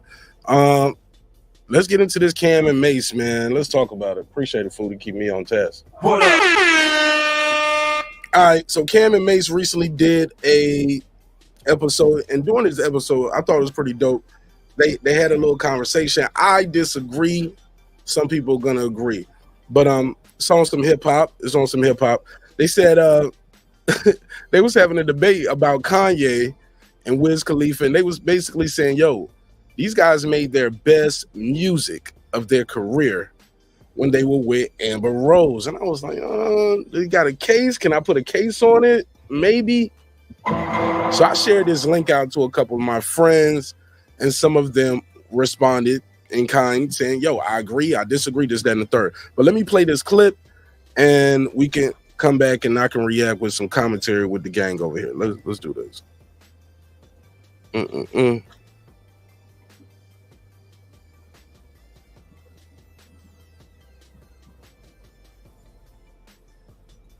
don't know how many months she is pregnant or so on and so forth. But you make this announcement when he balling his ass off. You wasn't doing it when he stink. Full context, they're talking about Drea Michelle. I think she's 39 and she's pregnant by a dude who's like 22 or something like that, NBA player. So that's how we got into it, right? So then it goes to like, hey, look, sometimes the girl you dating can be your muse that'll make you do these great things. You get what I'm saying? So let's pick it up from there. Get it up. Jalen Green been busting ass the last month or so. She probably turned them up, Killer. She from Philly. You saw Amber Rose turned Kanye up. She turned Ye up. So this is I'm for this a little bit, and because I know Drea, and I want Drea to have a happy life. So I'm kind of for this, Killer. Not the age thing, but I'm for her saying, you know what, I'm not gonna. My whoreness is passed away. I don't want to be a hoe no more. I don't want to be a hoe no more. And now she found a good guy. That's the dream come true for a woman that says it, right? It's like confirmation that you can get another chance. I agree with what you're saying. It's for her. But all right, so that's what they talk. That's how we got there, right? So from there it goes. You got to realize, I don't think they're using Amber Rose, and like I said, this is not an Amber Rose slander. This is more power to her. But when you say turn Kanye up, and everybody I'm talking about, Amber did turn Kanye up. Because they all listen. I'm not finished. They all, everybody I'm about to name is personal friends of mine. Personal. So if y'all hear this, or somebody sends y'all a clip of this, I'm not talking about y'all. I'm just saying, as we look at it through history, I'm not saying that she didn't turn Kanye up, but then next you go have a baby with Wiz. Then when you don't have a baby with Wiz, don't work out, you go fuck with 21 Savage. And then everybody else in between that I may know that I'm not going to bring up that may not be publicized. Other people I know she messed with, and I'm not dissing her. Nigga, if this ain't a diss, I don't know what it is. Kim said, I'm saying she a hoe, but she ain't a hoe, but she a hoe, but she my friend though. I ain't dissing her, that's my friend. She won't diss. I mean, she ain't no hoe. She was in relationships. Look, I'm not dissing her. But yo, she was with him, have a baby with him. Then, you know, you with 21 Savage, other dudes in between. I ain't dissing her. Yo. All right, let's play the rest of this. That's my homegirl. I'm just saying, you turn up and peel out. That's the way it goes. And I'm just saying, it's just a longevity thing, because whether you turn Kanye up or not, talking about Amber Rose, it didn't work out. So that's what I'm talking about, is this going. But you got to realize, I don't think they're using Amber Rose. And like I said, this is not an Amber Rose slander. This is more power to her. But when you say turn Kanye up, and everybody I'm talking about, Amber did turn Kanye up. Because they all, listen, I'm not finished. They all, everybody I'm about to name is personal friends of mine. Personal. So if y'all hear this, or somebody sends y'all. All right, so look, okay. Anybody want to react to that real quick? Matter of fact, no, let's play. Work out. And everybody I named, this is no slight, no diss, whether it's 21, whether it's Wiz, which is my brother, Amber, which is my sister. I'm just talking about the history over the net or over the blogs or over the internet the past decade or so. Nah, Killer, I don't agree with that. And let me tell you why. Every time Amber got with somebody, they made the best music of their life. Think of the music Ye was making with her. Think of Hold Up, We Them Boys, right? That was when Wiz was with Amber. So, and 21 did his thing when he was with Amber, right? Niggas made some of the best music. Now. Yeah. Now I'm gonna have to disagree with you. 21 done got popping after Amber, and Wiz was popping that. Now the reason I disagree with you, I'm not saying they ain't make some great music where he was with. Yeah, we them boys. I'm not saying that she gave him that energy. Gonna work out, and everybody I named, this is no slight. He said, hold up, we them boys. Brim, take the lead, man. What you think of what they saying right here? You agree or disagree? No. Come on. Talk to me.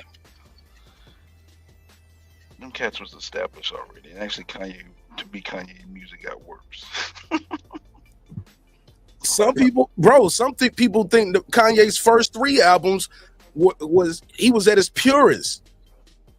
Then he did the 808s. Niggas was like, what the hell is going on? Like, at the time, and then people say that's his most influential album.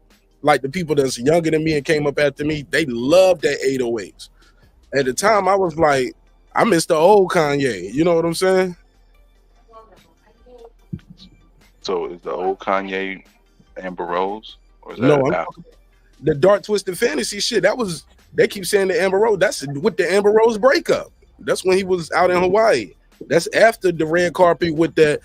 Hey, Taylor, I'm gonna let you finish. But Beyonce had the greatest record of all time, greatest video of all time. That was after the Amber Rose, because he dissed her on the song, on the album Blame Game. So you can't count Beautiful Dark Twisted Fantasy with the Amber Rose while you with Amber, you making your best music, because that's a great album, and he wasn't with her. He did 808s and Heartbreak while he was with her, you know? I did not like 808s and Heartbreaks personally. A lot of people didn't go for me. Shout out to Jessica. What up? What's up, Cam? All right, let me play this next clip, man. Ain't no diss level. You see how he's balling right now, Killer? He's balling like that because what Dre is giving him. What I'm trying to explain to you is I'm not saying they didn't make great music and he's not balling or anything, but she didn't find them because they were nice guys. They were making good music before she got with them. If they wasn't, she wouldn't have got with them. And she not gonna go get with a regular nigga. It wasn't like Wiz was some average nigga. She turned him into a superstar. Nah, she met him. He's a superstar. You met Kanye. He's a superstar. You met 21. He's a superstar. Yeah, Killer. Now I give Killer. You don't get dark, twisted fantasy from dating regular girls. You get that from Amber. The mic went out. You don't get dark, twisted fantasy from dating regular girls. You got that from Amber. You know. You don't get we them boys. You don't feel like that unless you with somebody that make you feel like we them boys. You see how he's balling right now, Killer? He's balling like that because what Dre is giving him. Go ahead, Foodie. What's your take? Before I play the next clip. What up, everyone? What up, Foodie? Welcome home, sis. Cam just said it for me. Like, they're opportunists. You know, I feel like it's the opposite of what Mase is saying. He's saying that they were the inspiration, but if them dudes wasn't up there like they were at the time, they wouldn't even been fucking with them. So, I mean, you know, they got with women who look like they do because they were on top, not the opposite. Foodie talk that shit. All right, let's play this next one. I'm not disagreeing with what you're talking about, but I am a little bit because why would she get with them prior to that music that you're talking about? Because it was good music before that she got with them. It wasn't like she's like, you know what? I want to will this nigga success. Pause. It isn't like, and pause what I'm about to say. It isn't like when Kuda found you and you was like, this guy got some raw and cut talent. Let me see what I can do with him. You gonna put Kuda with Amber? Yeah, I'm just saying. I said pause. Yeah, I'm just saying pause. You know how niggas build you up to say, okay, you may not be doing this and you may not be doing right. These niggas was platinum selling artists before they got with Amber. Right. And listen, because see, it looked like me going in on Amber, and that's my sister. I'm just saying. I like the way she played the game, so I don't want you to say and think that I'm being disrespectful.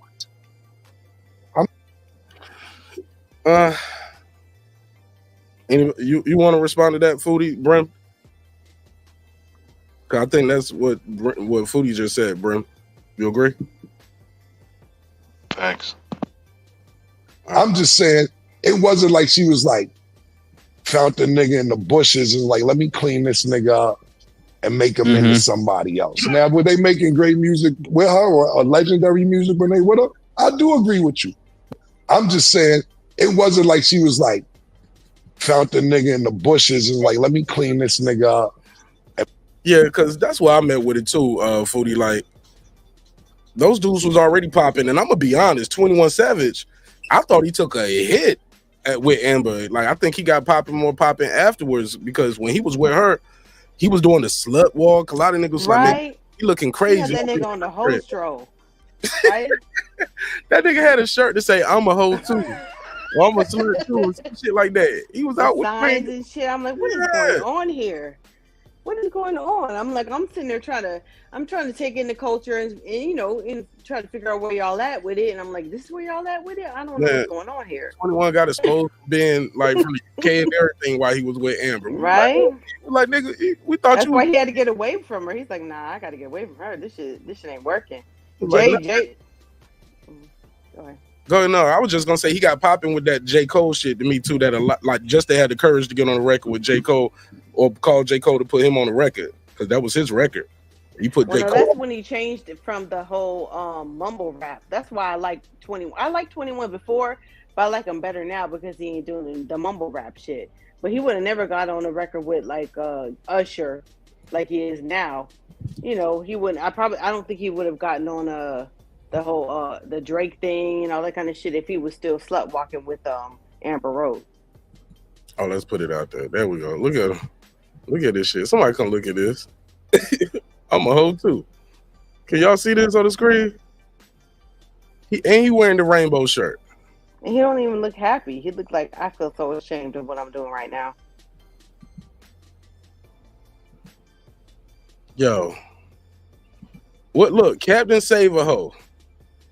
And look, come on, man.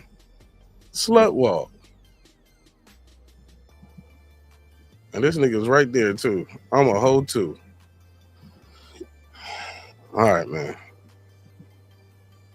That's just crazy. Must have been amazing.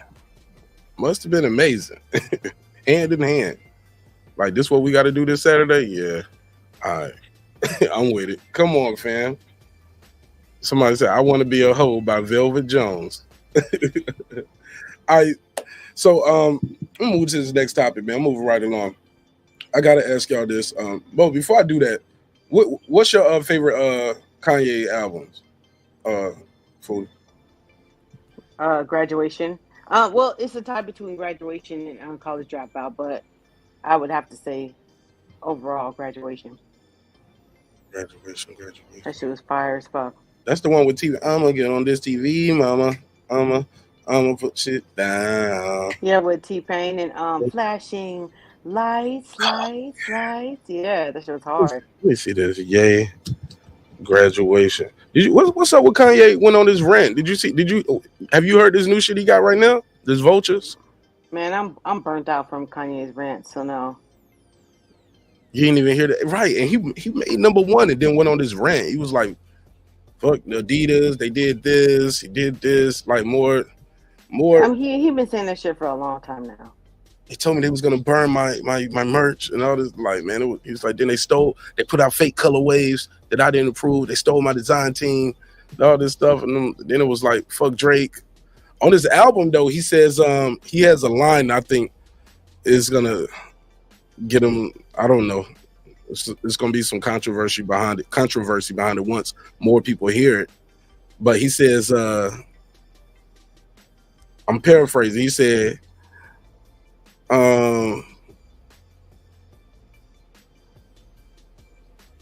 something about I'm gonna make them drink my urine. Make this bitch drink my urine. Now I'm Ye Kelly, bitch. I'm Bill Cosby, bitch. I'm something like I'm Diddy. I'm Diddy, bitch. Something like that. Like that means I'm getting so much money. I'm Me Too rich. Now my hand is up her ass like a ventriloquist. Something like that. And I was like, hold on, did this nigga just say I'm Ye Kelly? I'm Bill Cosby? I'm Diddy? That means I'm... That's the problem, is that he only goes... He only does so well when he's riding off the wave of his own controversy now.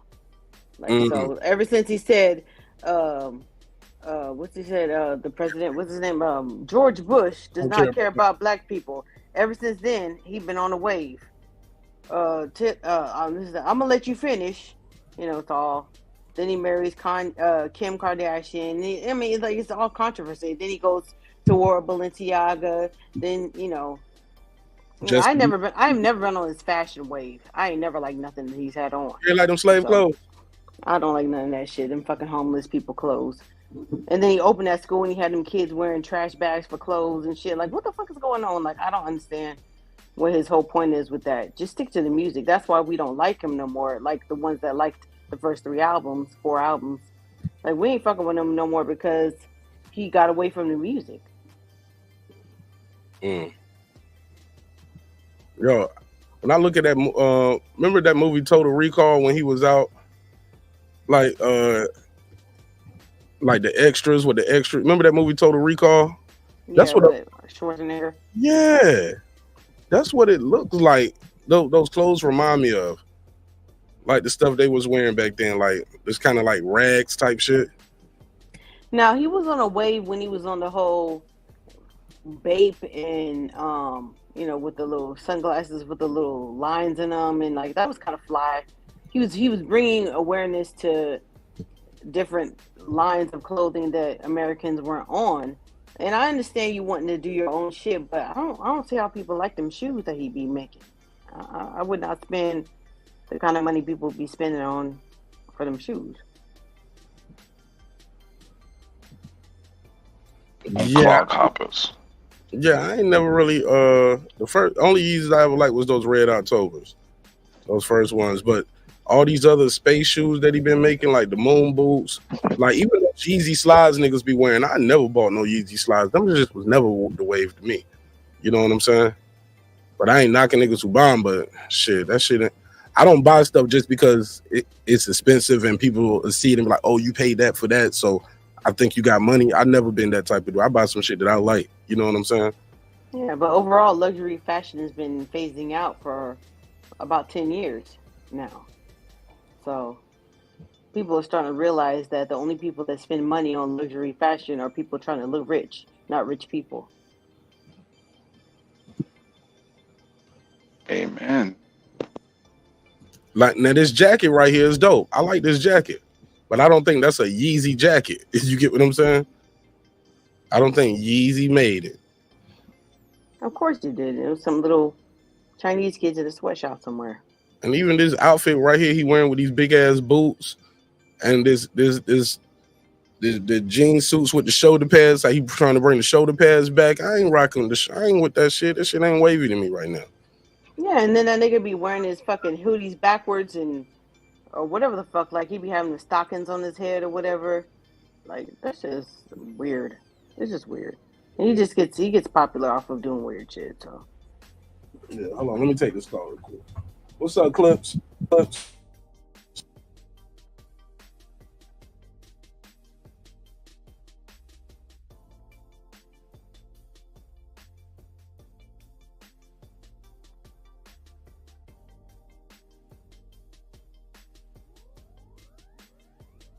Hello? It's terrible. Can you hear me? Take it off the Bluetooth. It's a little better. Hello? It's a little better right here. Yeah, it's a little better. Go ahead. Nothing much. I just wanted to comment on the Kanye and the Amber Rose thing. I'm with you in Food Revolution. I think to give her the credit as being Wiz Khalifa and Kanye's muse is a little bit of a reach. I mean, these were already established brothers who was already, you know what I'm saying, international iconic artists. And I think, no diss to Amber, it's more about her being an opportunist and her knowing how to surf the wave, you know what I'm saying, before the wave really gets to cresting. You know, she just has that good sense of timing to where she knows how to catch that wave just right, and she'll surf that shit all the way to the next wave. And, you know, I ain't gonna call her a hoe or say that she got friendly pussy, but she got good timing. And shout out to Amber for that. You know what I'm saying? Shout out to Amber for the good timing with her friendly ass pussy. As far as Kanye, I don't know. That Dark Twisted Fantasy was just something great. Graduation was a monster. And, you know, those are my two albums there. But you could really see, honestly, how, if you want to use the whole muse argument, you could see how a lot of these guys, Amber kind of fucked their life up. You know, like you was showing with the 21 Savage. Like, yeah, both Wiz and Kanye found themselves in a lot of weird shit during their years with Amber and post-Amber. All right? You wasn't seeing Wiz running around in goddamn motherfucking spandex, you know, doing all the workout shit, running around half naked until he was with Amber. You know what I'm saying? Kanye's crazy was a manageable crazy that everybody kind of just accepted until he got with and left Amber. Then it started going out of control. Same with 21 Savage. 21 Savage was a certified goon out here in these streets. The next thing you know, he's doing slut walks.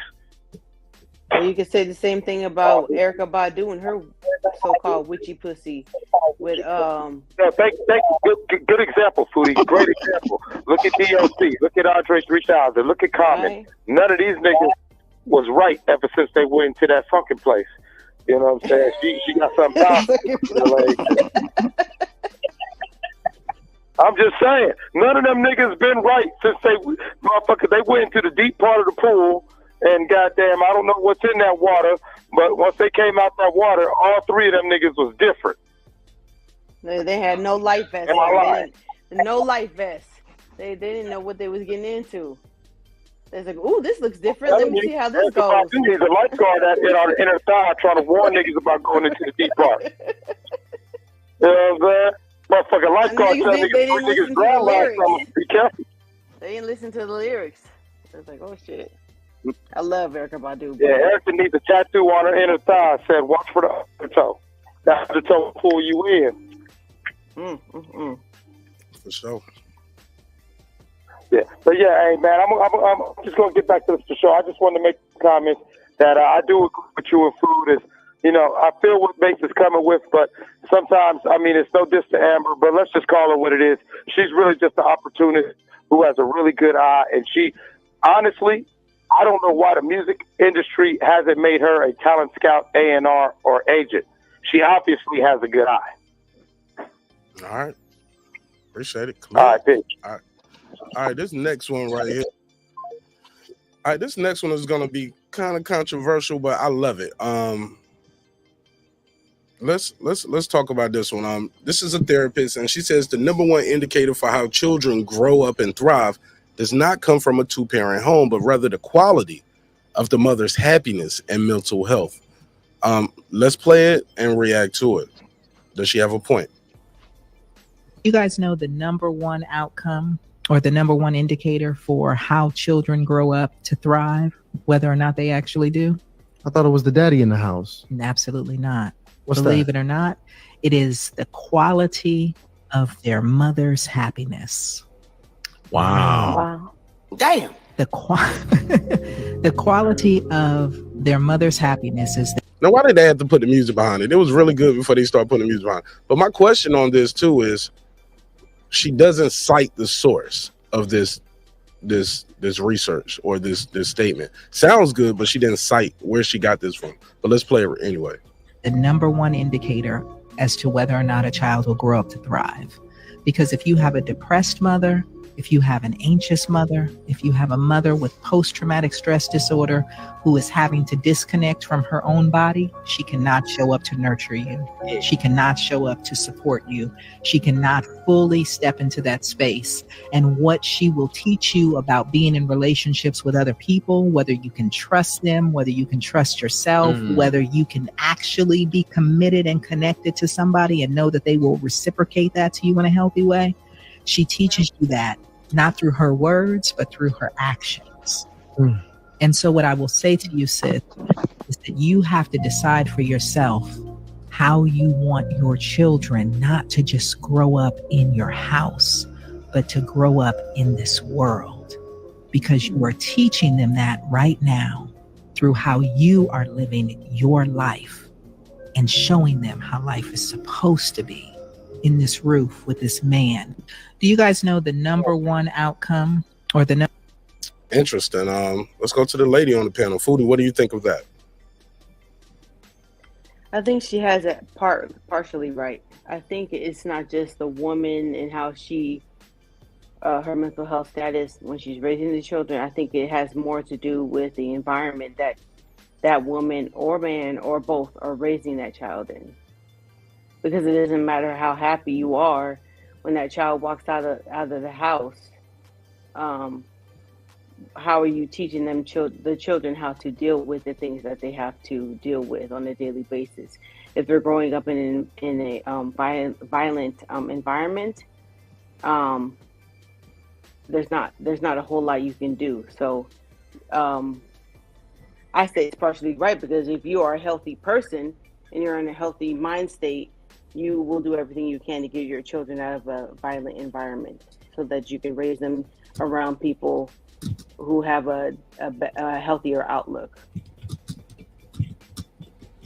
Brent, what do you think? Did you hear it?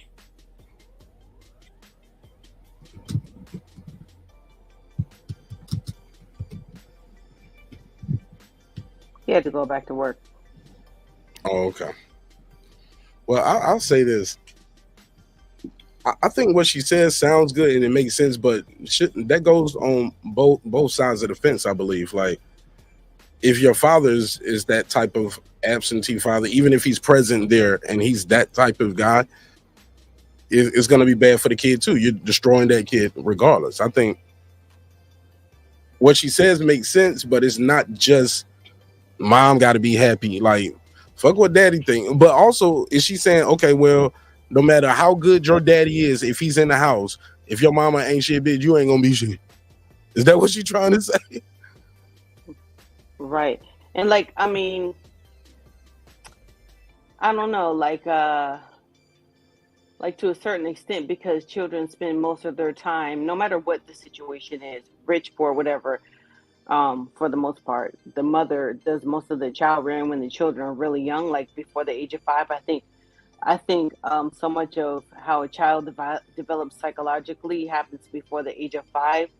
And you spend a lot more time with the mother most of the time, even if the mom's a working mom and she's in a 2-parent household or whatever. But like you said, I think it has to do with how the parents interact in that situation.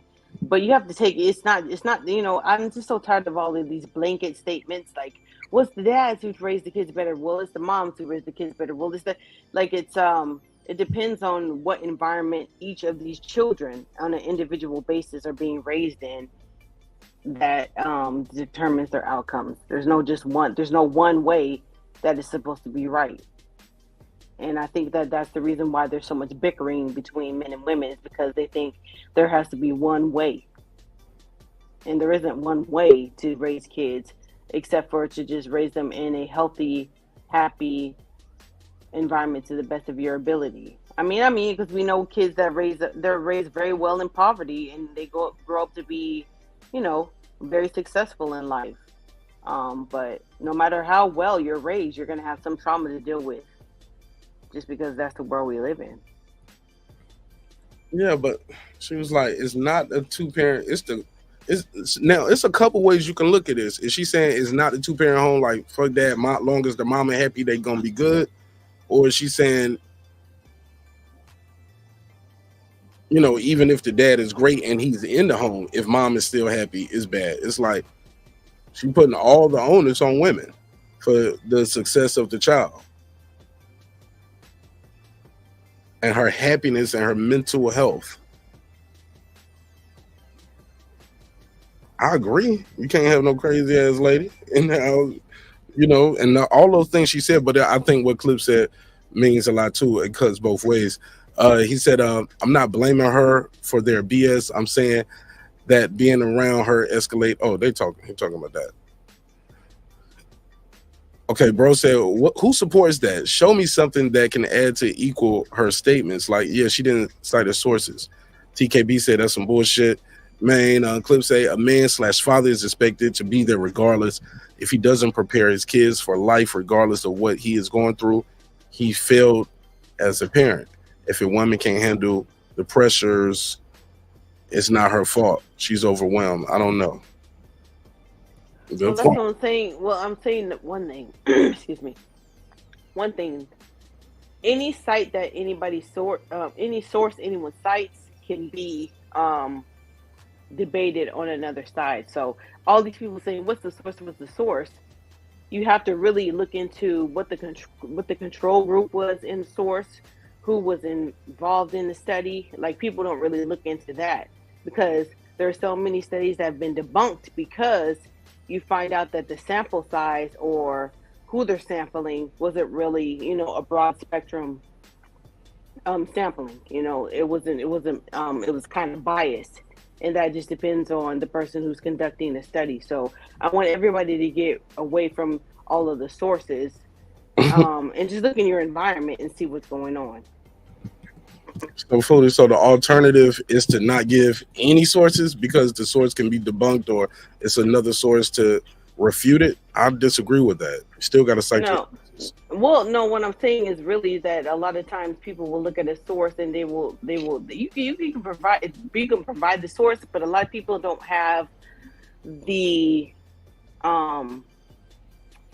what's it called, the comprehension skills to really look and see what the sample sources were, like the sample sites were. Like for instance, there's a study that goes on, or not a study, there's a popular like these, what are they called, these podcast dudes, the ones who like want to blame single mothers for everything, or single whatever it is. They want to say that there is a source out there that says single fathers are the most involved in their children's lives, right? Or black single fathers, or black fathers, or whatever, the most involved in their parents' lives, and in the kids' lives, or whatever, and they have the best outcomes, or whatever, something like that, something to that source. I haven't looked at the source, but it's been debunked so many times because they took a small sampling of men that were going just off their word. They weren't like looking at the actual environment that these men were getting the information from. You see what I'm saying? Like there's so many ways that you can break it down and debunk a study. So, Foodie, I agree with you on that, and I'm with you 100%. But I still stand firm in what I said, and it's still better than just putting out these blanket statements, no data and nothing to support these statements. You just putting this out there and saying, nope, it's not a 2-parent home. It's about the happiness and the mental health of the mother. And then they put the soft music behind it. And, and I'm like, that's just psychological manipulation. But Clips put it like you said, this is the field studies. Exactly. So you have to really look at who conducted the field studies and what sampling of people, what was their socioeconomic background and all that kind of stuff. You got to kind of look a little deeper than just saying, oh yeah, this is true because this is what the study said. But a lot of studies can be biased if you don't understand exactly what they're going through. I mean where they're getting the information and how it came about. Okay, I'm back. I'm sorry, I was gone. Work stuff. You know what? One thing about all these field studies there is, I'll say, nothing's 100%. There's no one size fit all. There's always going to be an exception to the rule. There's always going to be an anomaly. So to make a blanket statement saying your mother's happiness is not there, and then the chances there's always a chance. You got people who had mothers and fathers who were loving, but all successful, and their kids turned out to be serial killers.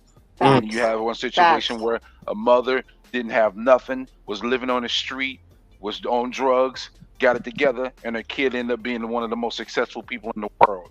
So there's no Mario. Yeah, there's no one. It's so much individualism in regards to life that a lot of these studies, you can get a generalization and an idea, but it never ends up being the rule.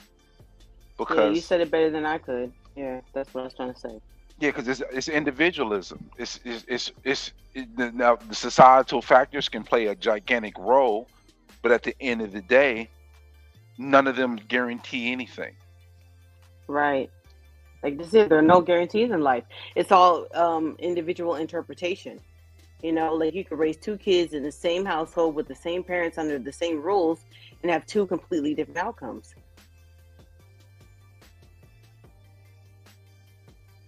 That's a fact. I got that situation with my mom. Unfortunately, my brother's incarcerated potentially for the rest of his life. I've ran 2 businesses and I'm an operation manager who makes 6 figures. I ain't well off, but I'm okay. Life sometimes, life can change in a 5-second decision. Right. So to apply all these generalities doesn't always add up. And that's why I stay away from generalizations. It kind of irritates me when people try to get you to pick a side, because there is no side. It just is, it's individual interpretation of what's going on in your life at that time. And things change over time, What applied yesterday doesn't have to apply tomorrow or today. Yesterday's price ain't today's price. Amen. Speaking of that, did y'all hear about the situation where the white girl and the black girl got in a fight, and the black girl smashed the white girl's head on the concrete 4 times in a row, and now she's might be brain damaged or die? No. Because unfortunately, society right now, you got black people that apply race to everything, and you got white people that apply race to everything. But if it was a white person that did it, they put it on the news. Because it's a black person, they're not going to talk about it. It's gotten to that point with a lot of people. But since y'all haven't heard about it, I'm not going to go in depth about it. No, I want to hear it. What happened though? Okay, so these are like 15, 16-year-old kids. White girl. I don't know what started it, but she hit the black girl first, right? Well, the black girl hit her, threw her on the concrete, and smashed her head on the concrete 4 times in a row. Damn. And the girl might die. She's in critical condition right now with extreme brain swelling. I'm seeing a lot of. So what's the controversy behind it? What, the black girl hasn't been arrested or something? Or no, what? She's been arrested, but the thing is, a lot of people are saying she's evil, she's subhuman. They should throw her in prison for life. How old is she? Like kids? I think, yeah, like 15 and 16. 15 and 16. Who started the fight? The girl. Well, we don't know what started, but the first punch was thrown by the girl that is in critical condition. Oh, she started the fight and got her head bust, literally. Yeah, the other girl went too far. After the first head bust on the concrete, you should have stopped. Yeah, that's the reason why I don't like watching street fights on the internet. Blacked out, nigga. PTSD, nigga. Like, I told you, stop picking on me. Stop picking on me. But you'll have to have some receipts to prove that. Right. Yeah, and it ain't even then. They'd be like, "You'll get all the medication you need in prison." So open cell 23. Take your meds. Take your ass back in there and go to sleep. Yeah, for the next lifetime. I guess I'll see you next lifetime. Yeah, man, she wilding out, man. She wilding out. She banged the girl head on the concrete 4 times. Come on, man. Yeah, she should have stopped. Yeah. It was beyond self-defense at that time. Yeah. Exactly. But at 15, though, I don't think she should get life, though, for the rest of her life. I agree. 99 point. Well, I would say like 98% of the time, I don't think that anyone under the age of 25 should get life. 25. Yeah. I know Mark was gonna respond to that. You are too kind. Yo, I was in the army and out by the age of 25. Yeah, but think about how much you grew from the age of 21 to 25. Yeah, you're right. You're right. I was a different person. Shout out to my brother, Fight Doctor. What up, fam? Your frontal lobe, your frontal cortex was not completely developed. Your executive thinking, your executive decision-making skills are not fully developed. And that's biological and psychological fact that at 25, you are more able to make better concrete decisions than you are under the age of 25. And that's the reason why I say that. And see, that's why I'm sorry. Go ahead. No, so and then you also have to take in the factors of up to the age of 25. What have you done to try to get help and acknowledge any of the deficits that you have and all that kind of stuff. I just want to compliment both of you because the reason why I brought it up was I knew you guys were going to have a thoughtful, intelligent response to the situation. So, shout out to both of y'all. Sure. I got another little fun topic real quick. Let me share the screen. Stephen A. Smith says it's better to date a 7 than a 10. He says better to date a 7. What do you say? It's better to date a 7 out of 7 than a date a 10. Here's why. No man alive that would disagree with what I'm about to say. You want a strong 7. Let me tell you why. 10, fine as all body, looking fine, everything like that, got it going on. Too much maintenance. A 9, that's a problem too. Because you got enough people telling her she's a 10, so half of them acting that way. And by the way, the ones that ain't acting that way still require more from you than what others might. You got to be up on your game. That's problematic. 8, that's ideal, because that's really, really good looking. She got it going on. But at the same time, there's a level of independence, which is never a bad thing until she's so independent that she's making you feel like you need to be more dependent on her. There's too much time that's wasting away where you're not feeling like that dude. You're feeling like a dude, not that dude. Here, there's no man alive that would disagree with where the strong 7 comes in. She can compete with an 8, but her mentality is not that of an 8. So she's more appreciative of you wanting her. Therefore, she treats you like she wants you. As a result, y'all have more of a good time together. Where the strong 7 comes in. Oh my God, yo! What who wanted to tackle this one first? Okay, you know me. I got something to say. Cook, Foodie.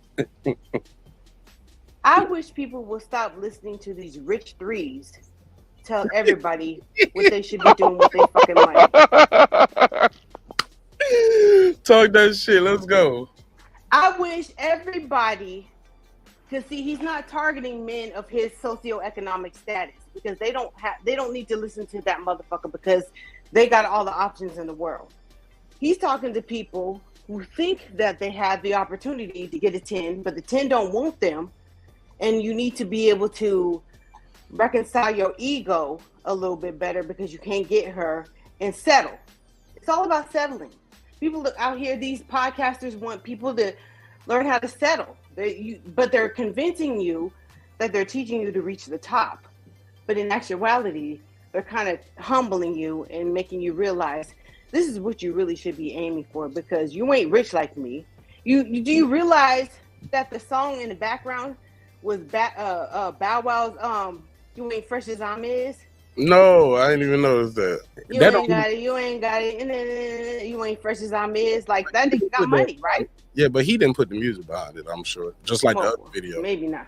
Well, people who think along the lines that he's talking about probably did. But this nigga is a rich 3 at best. Like, this nigga, if he had no money, you have to think about that. Think about if the person who's talking to you had no money, what kind of conversations would you be having with this person? Not the same kind of conversations. So you need to really start thinking about talking to people that are really on your level and start reaching for the type of women that you can attain at your level and be happy. Stop reaching for people that you can never get and being unhappy about it. Go ahead. What you was cooking? And that dig at Stephen A was hilarious. You said it was a 3. Wow. Some generalities have some truth, but I'm a testament to that ain't true. Because when my ass was broke as all get out, young as hell, I had a 10 I had no business with my hands on. So I don't know what he talking about. I heard you. If I sent you a picture, you would be like, "Get the fuck out of here." Dead ass serious. But send the picture. But that was your interpretation of a 10. See, it's all based on interpretation of what you think. That's is true. 10. Yeah, because not every guy want a girl with big booties and big tatas. You know. That's not everybody's 10. Yeah. Exactly. But there are 3s that have that type of expectations, right? And there are 10s that don't have that type of expectations.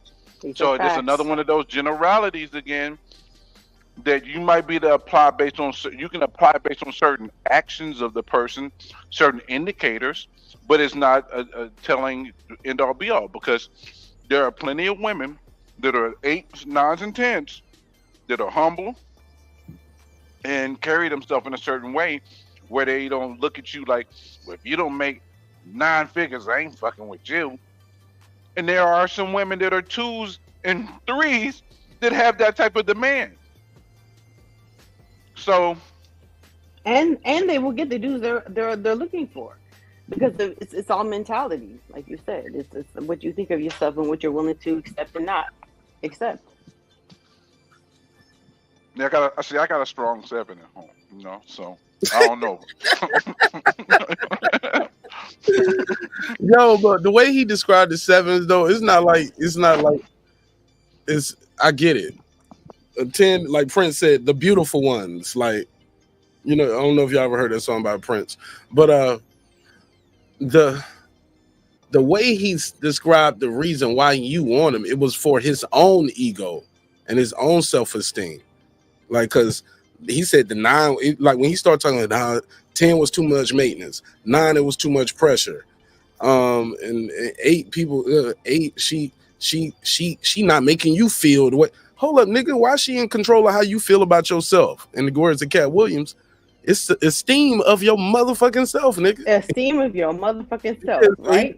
It belongs to you. Might not make you feel like that dude, you know, you a dude, but you not. She's so independent that, you know, she wants you to be dependent on her, and now you won't feel like that dude. You know, what the fuck are you talking about? And then he said, but those 7s though, you know, she you know, she can compete with the 8s, but she don't have the mentality of the 9s and the 10s, and you know, y'all can have a good time because she need, you know, almost like you think you a 10 getting a 7, but nigga, like Foodie said, you a 3 with money. You know what I'm saying? You are 3 with money. Like, how old is Stephen A. Rich or Stephen A. Smith? I said Stephen A. Rich. 50 something. See, and that's a whole nother thing. That's a whole nother thing, because now you have to bring it into a different bracket, because a woman at 57, 56 years old, 56, senior, and a man at 56, their sexual functions don't function the same way. So responsibility. What's the drop? The shit just start. The ship start sinking. Give me 30. Right? Give me 30 minutes. Give me 30 minutes. Let me get my little magic blue pill over here. And she don't want to be bothered with that. She gonna pull a Drea and get her a 22-year-old. Who's got a lot more money than you, looks better than you, and can function better than you. But the guys like Steven, they don't want them girls like Drea because they've been passed around already. They want them. They just don't want to marry him. But he don't want to marry nobody because he ain't married nobody at 60 years. I don't think them niggas want Drea like with Gilbert. Do you see that video going around with Gilbert Arenas? Hell no, nobody. I don't listen to that nigga. He Listen to this. Listen to this, food. I want to know: is this too messy? Also, too, I got to talk about this this new 50 Cent show coming out. Oh yeah. Arenas can't say shit. He had a baby bypass around. He had 5 babies bypass around. Who? Gilbert? Yeah. Really? Pregnant. Got the young boy. Damn, if they only knew. But like, I was shocked too, though. Like that day when I was riding home with Philly in the car. Yeah. I don't know if I can tell that story. If you want me to tell that story. No, she's a mother now. She's a mother now. Yeah, we can't do that because that day changed my life. I ain't gonna lie. That day changed my life. That's when Swaggy P was like, "Okay, man, I got. This is what NBA is about." Hey, listen. Hey, NBA. Hey, listen. I'll let you know. This is. Yeah. I'm riding in the car. He in the back seat. I turned my head. This nigga against. Huh? No. What was you doing in that back seat, Gil? What was you doing in that back seat? We went to the strip club. Pregnant. So they like it's like these niggas laughing about girls being passed around like yo, you got her pregnant. It's like she learned from them mistakes. Like, I'm not just gonna be topping niggas off in the back seat no more. They got a skeet in me. I'm getting this baby off your ass. But what some people say ain't nothing new. But some people say this is corny. You dudes up here kissing and telling. And Gilbert, how weird is you in the car, somebody driving, he in the passenger seat, and you in the back seat with a girl, you just pull your dick out and start getting some head in the back seat. And he was like, yeah, I had to let you know, like, yo, that's what that NBA life's like, nigga. You just pull it out, bitches are gonna top you off right there. That's how we do it. So I can be like, yeah, that changed my life. Like, some would say this is kind of corny. What do y'all think? It is, because it's well known that NBA niggas, sports niggas, are the corniest niggas and the easiest niggas to get. They're the mark. marqnash. Leave my name out of this. Y'all West Coast niggas. They are the mark. Hey, y'all West Coast niggas ruined my name forever with y'all slang. Go ahead. You know, like, I mean, that's so funny because Bow Wow, I just seen Bow Wow do an interview on one of, I can't remember. I've been following him, but he said that. He said these NBA niggas, like you know, he's talking about the Drea thing. Like, he's like, well, first of all, let me back up a little bit. Gilbert Arenas is only addressing this because there was a rumor a long time ago that Drea's son, the one that she left at the in the house with ramen noodles and you know, the child abandonment issue that she had and all that shit when he was like 7 years old. They were saying that she had a baby by Gilbert Arenas. So that's the reason why he's getting this shine, because she's out here doing her thing in the whole industry, you know, thing, and you know, them niggas all doing the same thing. Everybody, all of them are doing the same thing. So he's just like riding off of that little wave, which is so corny. That's how social media works nowadays. But yeah, but like I was saying, like everybody knows, like, these dudes come in, they're green as fuck. They're like 17, 18 years old, getting these huge contracts. They're the nerds in school. Nobody wanted to fuck with them when they were in school. And all of a sudden now they've got the whole world of opportunists chasing them down, right? Like these women like Drea and the Amber Roses, they chase the dudes down. And dudes like to be chased down nowadays. Like, they don't have to do anything. Once you realize you get to a certain status, they chasing you down. Hey, Foodie, I got to give you a little pushback. Some of these dudes, even the ones that don't always make it to the NBA, just the ones that made it to college, like on that A1 level, they sometimes people know you about to be that nigga. You know what I'm saying? So yes, they was tall, they was big. If they play football, you know what I'm saying? They was built like grown ass men in high school. You get what I'm saying? And yeah, them girls were letting them fuck. Like, I disagree with that. Like, yeah, but they were letting them fuck, but they're not the baddest bitches out there. Man, he was the damn chill. Once you get a $40 million contract at 22 years old, you gonna get the baddest. You might fuck them girls in high school. The baddest chick in school. Niggas will be fucking teachers, man. Some of these athletes can fuck the teacher in school. They know they're not Dre and Michelle, and they can't get you the social media status that she can get you. They're not the Amber Roses. They're not the fucking. No, I'm just saying they had to pick of whoever the baddest was, because niggas, everybody knew you about to be LeBron James, you about to be Kevin Garnett. You know? Yeah, I mean, Well, you ain't even gonna be nobody. Like these niggas, like right here, like for instance, these niggas is talking about that opened my eyes when I got to the NBA. Regular ass niggas in the hood get that same kind of fucking attention as them niggas get, because they got swag. You know what I'm saying? See how nerdy them niggas sound?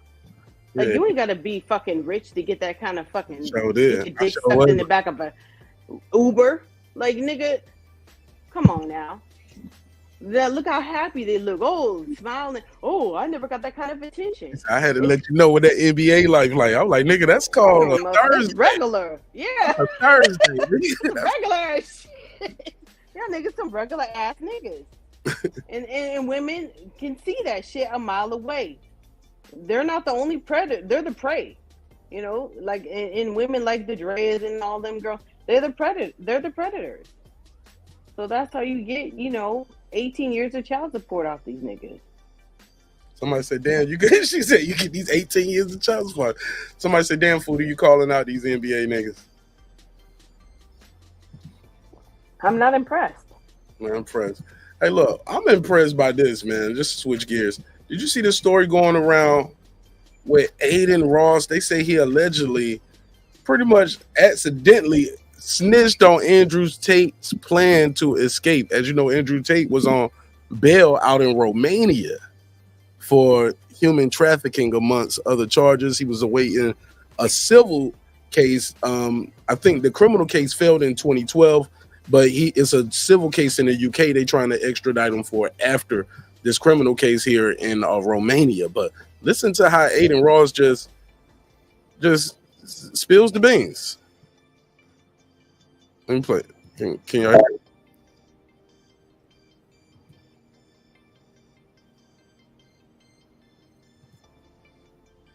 Long streams and content before I leave. Andrew had hit me up. He said, hey, I'm going to be leaving Romania soon and probably never coming back. If you want to come over and do a week of long streams and content before I leave, I think it'll be big. And I'm sorry, he said it's basically now or never. So, and this is just, I told you guys this year, it's a week of content, right? And again, guys, it might be the last time we ever do this. So it's kind of like we got to take advantage of it now because, hey, bro, it's basically like, yeah, it's like that. And then they revoked this bill and locked him up after this stream. Yo, why would Andrew Tate put that in writing? If you're gonna become a fugitive and flee the extradition and flee while you're on bail, you don't reach out to a podcaster. First of all, you don't put that shit in writing anyway. Like, yo, who what's up with these people? Foodie, he's back in jail, and then they locked his brother up too. His brother was out on bail too. They locked his brother up. Said, "Oh, I heard you was trying to escape, flee, and become a fugitive." Bail denied, bail revoked. What do you think? Had you heard of this? Of course, I hadn't heard of it. Because who gives a fuck besides marqnash? Well, Andrew Tate is very popular in like a lot of these white people news. Nah, I don't know. Maybe. A lot. I've heard of other people talk about him too. He's very popular. And I'm fucking with you. No, I haven't heard of that because I don't care about him. And I think it's all just a ploy. That's the reason why. Like, these are all just bullshit games. He back in jail. Ain't no game. Well, good for him. Shit. That's fucked up. All right. I digress. Hey, what you think about Stars, man? You heard we got this coming out? 50 Cent reveals Stars is developing a new Power prequel titled Origins, which will follow the beginnings of Ghost and Tommy. Now, if you're a fan of Power like me, I watch all of the series, every episode of every one they ever dropped. I mean, that's Ghost, that's Raising Kanan, that's Ghost, Raising Kanan, Power Book 2, and BMF, Force and BMF. But if you're a fan of Raising Kanan, many of us were like, when does Kanan meet Ghost and Tommy? We're waiting for that. When is Kanan gonna meet Ghost and Tommy and Tasha and Angela? Because he's supposed to know all of them from when they was kids. We don't see these characters at all, so we've been looking for it. And 50 Cent has responded in kindness. He said, "You asked, I answered. Young Ghost and Tommy coming your way. Power Origins now in development." So it's gonna be a while for this to come out because it's just in development. There's no script, no cast or anything. But as a fan, I'm excited. What about you? I am, but like watching the comments on his page when he announced it, everybody's like, "Well, is Ghost dead or alive? When's Ghost coming back? Ghost." And I don't give a fuck about Ghost. Like, his character played out to me after like the second or third season of Ghost to me. Like, he just got corny to me. So I didn't give a fuck about him not being on the show. So everybody's looking forward to him, like, the dude, I can't remember the name of the dude that plays Amari Hartwood. Yeah, they're looking for him to, do like how 50 does the backgrounds on a Kanan or whatever. I don't think he is, because I don't think that he has a good working relationship with Stars and all of them. Like, I think they left on bad terms. So yeah, if anything, it'll be Tommy doing the voiceover. Well, definitely, yeah. But I think I look forward. I think he'll do a better job too, because of the way he delivers. Like he's gonna, I had to kill that bitch. You know what I'm saying? Like, how Tommy, how that guy, I forgot his name, Michael. What's his name? Forgot the guy who plays Tommy name, but yeah. But was Sakura? What's his name? Yeah. Something like that. Yeah. But, I somebody said, to be honest, I thought that was the Kanan series. That's what the Kanan series was for. Me too. Yeah. Somebody said, Tariq need to finish his story. What's taking so long? Like, they really like that Tariq, that Power Book 2. I'm not Like I said before, I'm not a huge fan of that one. I watch it because I'm the hooked weakest into the one. whole. Yeah, I agree. That shit is like that shit reminds me of Riverdale. It's all over the place. It's all over the place. Now this nigga they don't travel across seas and don't caught bodies over there. Tariq pulling up driving a Porsche. You know what I'm saying? Because everybody made all the jokes about Tariq always running and in the first one. But I got the metaphor like he's running from his past. He's trying to run towards his future. Blah blah blah. But then the next season it was the same thing, and he was always walking. People were like, yo, he got all that money, but he getting a ride. He ain't got no car. Always, he always got a fucking Porsche. So now he got a Porsche now out of nowhere. But he's supposed to be low key. Like y'all, like He's not even the best character on the show. The best character on the show is Woody. What's his name? Yeah, the best actor. You mean? Yeah, right? right. Yeah. And the character storyline. Like even Mary J. Blige's storyline is kind of falling off a little bit. I'm not a big fan of what's his name, Michael Rainey. I'm not a big fan of his acting. Nah, me neither. His acting. We're birthday twins too, but not at all. It's a weak foodie. I don't like his acting. I didn't like him on Power. Nah. And when I heard he was gonna get his own show, I was like, no, they not. No, they not. That's cap. And here we are, season 3 of Power Book 2. I was like, damn, this what we going with? This shit weak. Nah. So Raising Kanan and BMF are their stronger shows. And then with the BMF, I'm just not a fan of this This season? Oh, I like the season how it started off, but I'm not a fan of the new character and her whole explicit, Oh, the gay lady. Yeah, that's fine. That's fine, but oh yeah, they did pull a deal. Yeah, with the strap on and all that shit. The girl sucked the dildo. The strap, yeah. I wanted you to taste yourself, making the girl. Yeah, I don't like it. It's like, what was the whole point of that scene, right? I don't get the point at all. That scene was just in there just for. That's the gay mafia. It's a community. Yeah. To please a certain community. Right. That had nothing to do with nothing. And that went too far because, we talked about, on Power Book 2, they got the gay brother or whatever, Mary J. Blige's son. And they, we know that he's gay and but they don't be, explicit with it like that. They be doing too much kissing with the gay shit for me. Yeah, but they don't be like, can we get some heterosexual sex scenes? They killed off Professor what's her name, Ingram, and she was like a professor, and I like her. Now on these shows they got more gay love scenes than they do heterosexual love scenes.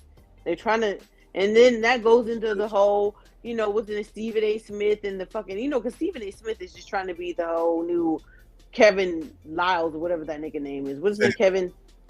Kevin Samuels. Yeah. He's just playing on that whole thing. So it's like now you're just trying to get rid of anything that's heterosexual love, especially between black people. I don't like that shit. It's whack. Yeah, he's giving me male Wendy Williams vibes. Next thing you know, that nigga's gonna come out doing this show. Stop it. I always wanted to do that. Your boy Stephen A. wanted to do it. But anyway, let's start the show. Like, man, get your ass up out here with that. I forgot she used to do that shit. That nigga Stephen A. gonna come. Yo, that nigga Stephen A. gonna be on his next show, Foodie. I swear he gonna be like, how you doing? Next thing you know, he gonna have one of those male wigs on, and you know, where he get that hairline from? That nigga never had that hairline. Yo, speaking of male wigs, what you think of Neo and I'm about to say Food Chains, 2 Chainz, 2 Chainz. Oh my god, that 2 Chainz. I almost said 2 Chainz wig is horrible. It's worse than Snoop's one. That afro, right? It's all lopsided. At first, I was like, "Is that 2 Chainz? Is that 2 Chainz? Like that shit look crazy." They don't pat it. Them dreads all the way down under that stocking cap. It's like Pastor Snoop on the show. Snoop's on that bad. 2 Chainz, they got to put all his shit in dark lighting. Awful. Every time I see 2 Chainz, he got like the blue light on him like this, like They got they film him and shit like this. Yeah. Like, all right, next scene. Blue, like, you know what I'm saying? Hey man, I'm from Milan, boy. Hey man, Ty ain't never introduced me to you. Like, why is he reading the lines like this, man? Oh my god. And then Neo's character, he's all right acting with his, but it's almost like he overdoing it with the pimp shit. But his delivery is good, but it's like damn, they went all the way stereotyped out with him. You know what I'm saying? From the hair. It took me a minute. I don't know why, for whatever reason, because it's only the second episode. Like the girl that Meech is talking to, like she's talking about a dude that's her boyfriend. I just never really, I don't know why I didn't connect that was Neo until he got jealous. He got jealous at that last scene, you know, when Meech stopped dude out for disrespecting her. Right. I was like, oh, she's talking about Neo. I guess I guess I can't separate who Neo is from the character. I guess like you really tripping. You're not alone. I had to pause it and pull my phone out and Google Neo's character in BMF. And I'm glad I'm not the only one. I was like, wait, okay, that's his name. About? I was like, are they going to introduce a new character that's her boyfriend, a pimp boyfriend? Or, yeah, I did not get it. It was him. I did not get it was him. Nope. So what's he gonna do? Like, what are you gonna do to me? Like, see, that's where the fact separates from the fiction, because there's no character in the BMF story that I can think of that Meech was fucking with, that he like, you know, some hoe that he turned into like some type of because that's not Meech's mom. She wasn't a stripper. Like baby Meech, that's not his mom. She was in the stripper, so. Yeah, why did we have to go that far into her character like that? Or maybe that was more of a showing how Meech, you know. I think it's just ladies. Hey, look, I'll talk to the ladies, I'll show them love and respect, and I won't even trying to fuck them. You know what I'm saying? I'm trying to put money in their pocket and trying to do some business. Maybe that was more about Meech. His character, yeah. Also, I think that shit with Neo is supposed to play out later, because I heard him do an interview and he was like, it's more to my character than Meech that a lot of people will see later. So I was like, oh yeah, because that look he gave Meech is like when that shit happened later, when they got set up, when those people was coming to get him and that girl was setting them up, it was because of that girl. And it's because of right, that's what I'm saying. Like maybe she's like just showing like she's like somehow connected, or I don't know. But yeah, I like them Colombian or the Cubans. Like, I like how they get down. That nigga was like, them niggas ain't shooting at me. They trying to get y'all, but I got this whole thing controlled. Like, that nigga was just walking around. Like, them niggas just shooting up the place, but he got this shit. I was like, why isn't he ducking? Like, why isn't he getting down? These niggas just shooting at him. Yeah, that was a little too unreal. Getting rid of all them dudes. Yeah, that was a little too unreal, too. Like, come on, man. That was unreal. Nigga just standing up by the window smoking a cigar. Bullets just missing him. Like, come on, bro. I'm tired of this mumbo jumbo. You catching bullets with your teeth? Catching bullets with your teeth? Come on.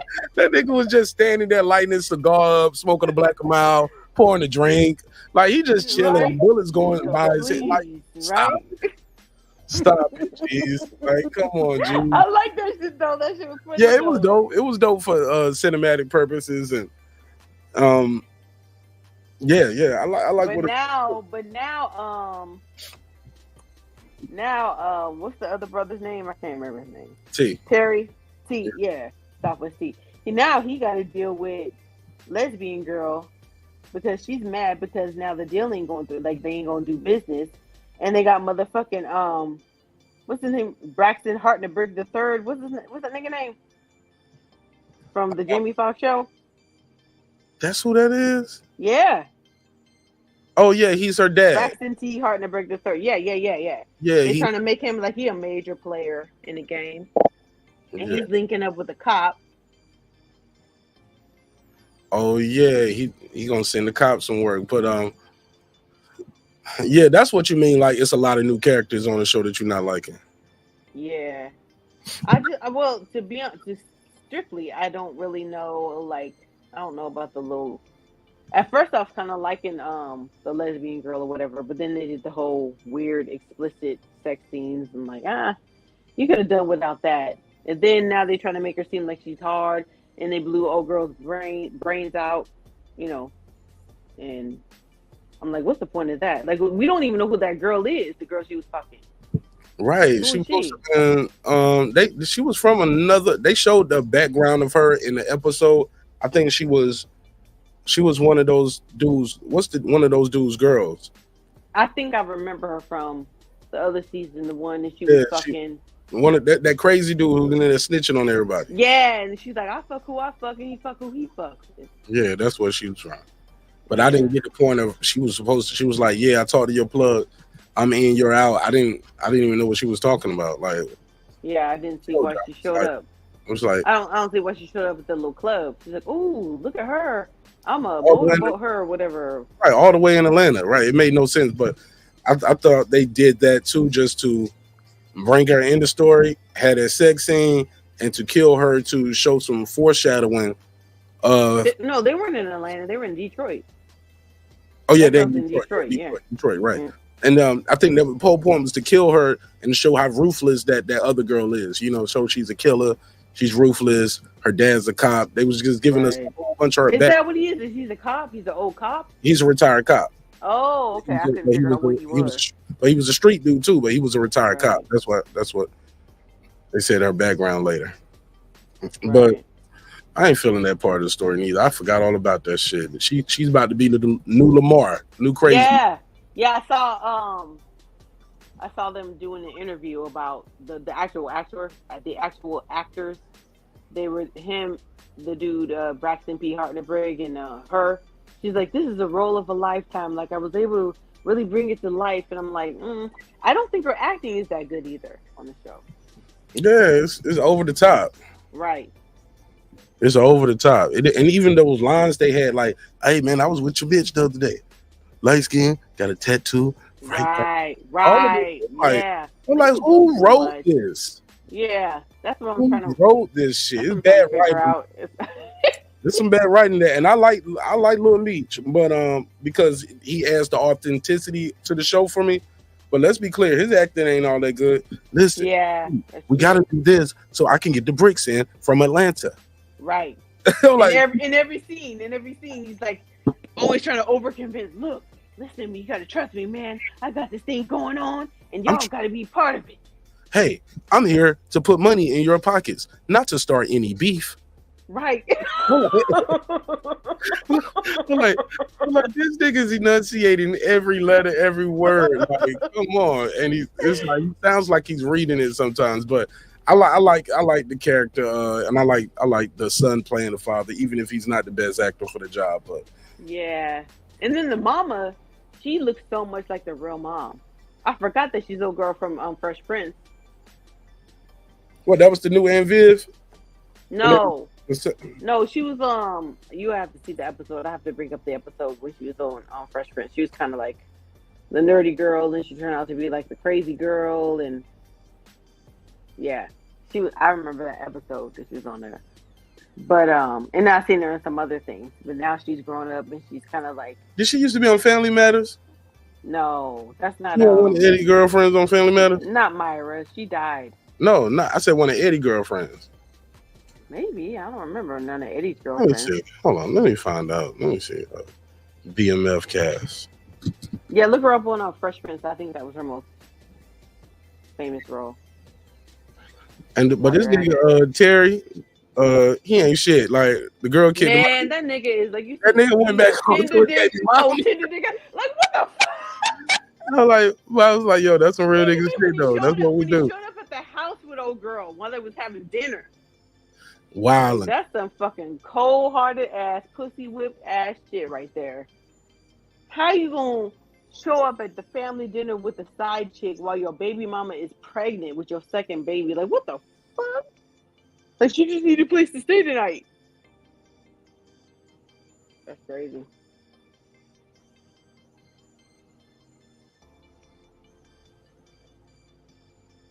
Yeah, she was on Family Matters. She played Melissa.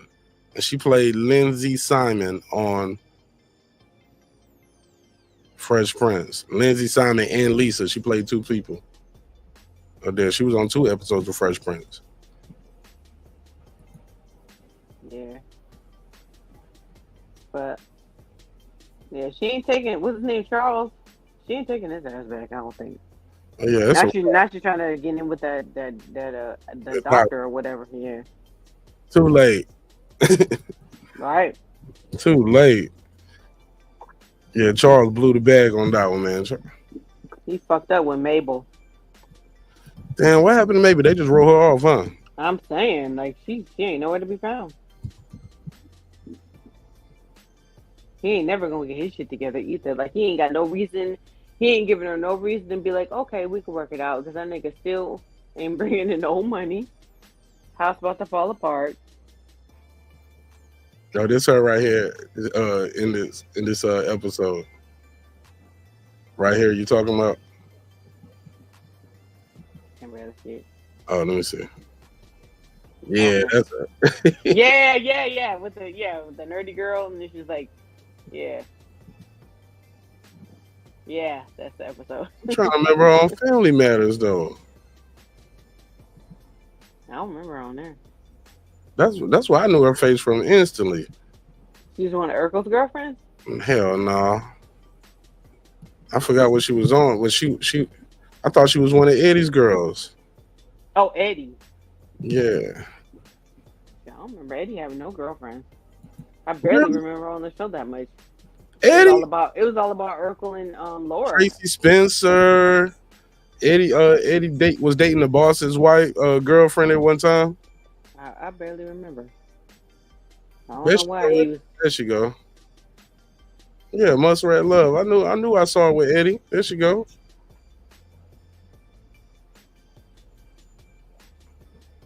Hell yeah. It's weird. It's crazy certain things you remember. Yeah. I remember that episode. Remember Shanice? You don't remember Shanice being on the show? Eddie I love Shanice too.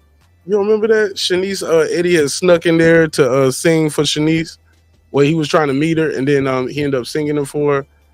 And she brought him out, and they did a duet. Damn.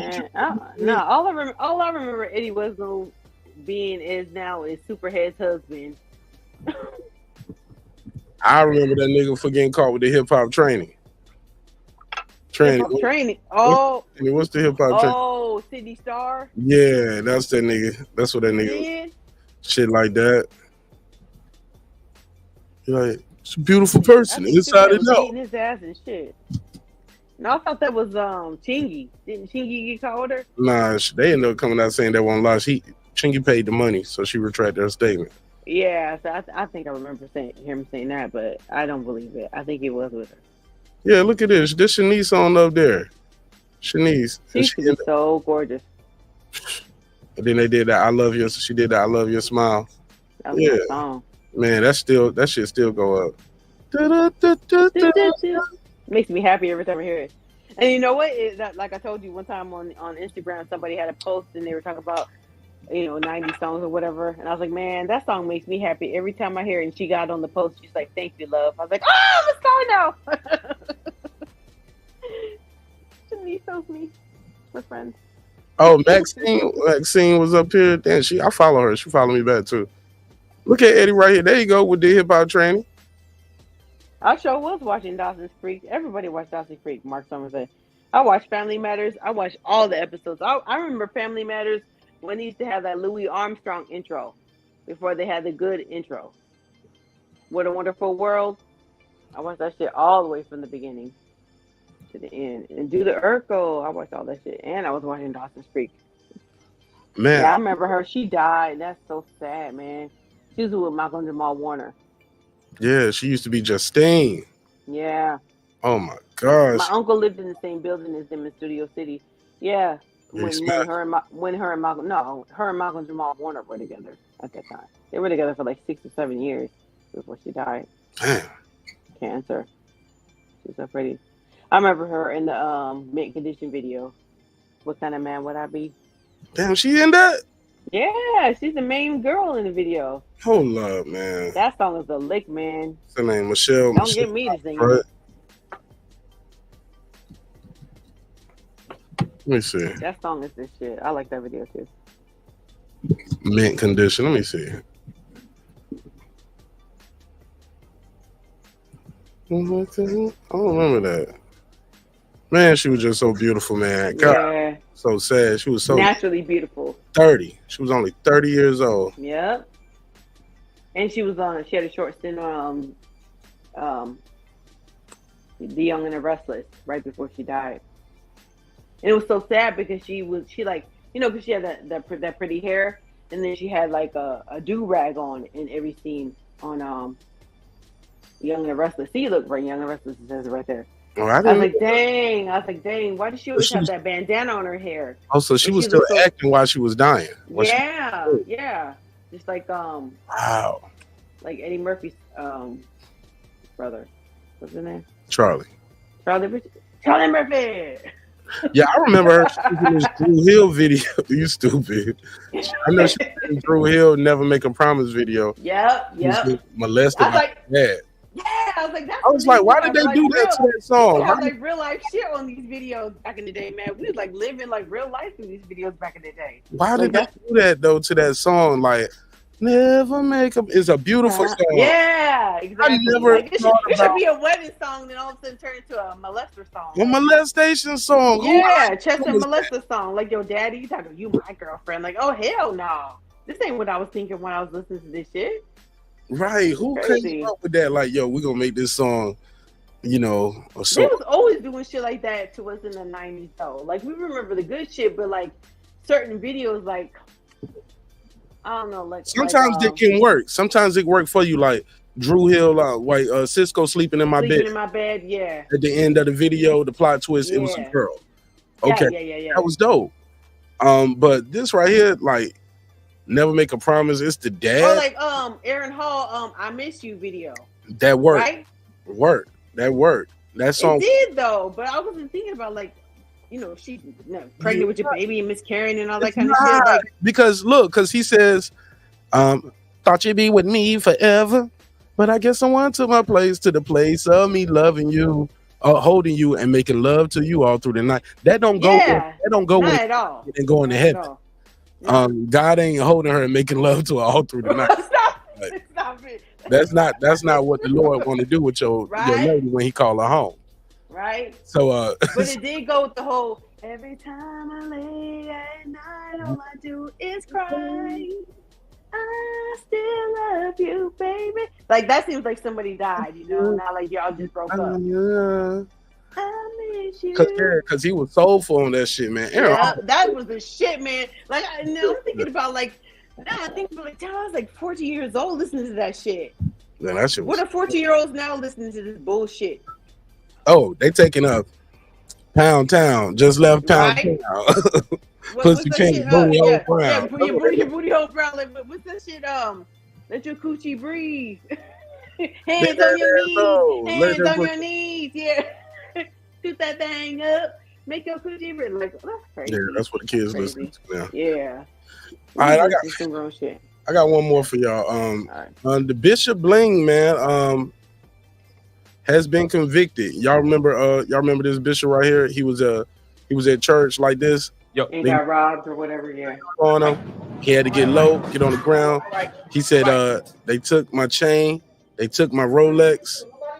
I looked at the homie, I said, damn, what's next? Look at my buddy right here over here in the corner. He just all calm, he ain't moved, he ain't blinked, he ain't even get on the ground. It's not on the screen, we can't see it. Oh, y'all can't see it. My bad. Let me rewind.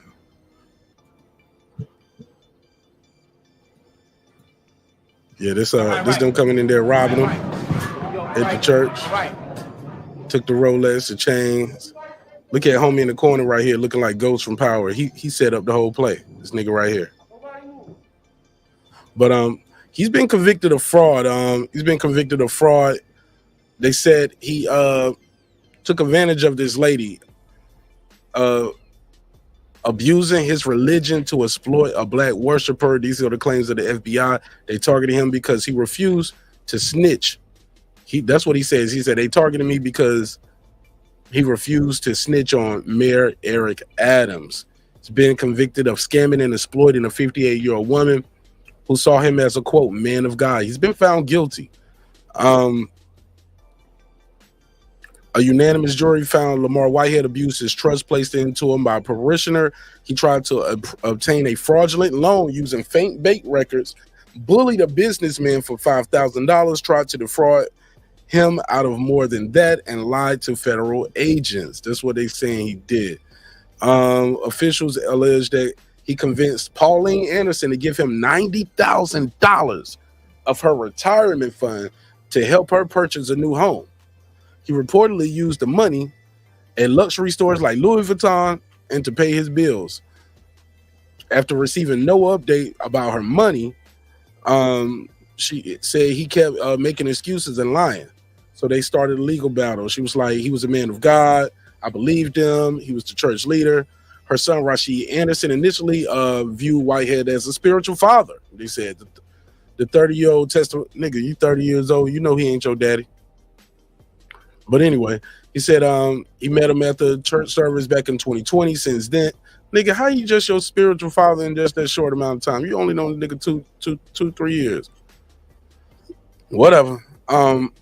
They said he also tried to store $5,000 from a man, blah, blah, blah, Brandon Belamonte, da-da-da. He later circled back to convince Brandon to lend him $500,000 and to give him a stake in certain real estate transactions. He did it. Brandon Belamonte lent him $500,000 and gave him a stake in real estate transactions. In exchange, according to the DA, he promised favorable actions from the New York City Mayor Eric Adams, although he knew he couldn't fulfill that obligation. During the testimony, Whitehead alleged that the FBI agent alluded to wanting to target Adams, but he declined to be an informant. So what? Did you do this other stuff though? Basically, then it goes on to say what we said. He got in the mainstream media after they stole $1 million from him in jewelry on a live stream. But when you look at that church from the outside, it's like, why the hell are you in that side of town in that little ass church stunning on these people with $1 million worth of jewelry? Before I play his what he had to say about his conviction, I want to bring you back in. Foodie Brim, y'all, what do y'all think about Blaine Bishop, Lamar Whitehead, or Lamont Whitehead?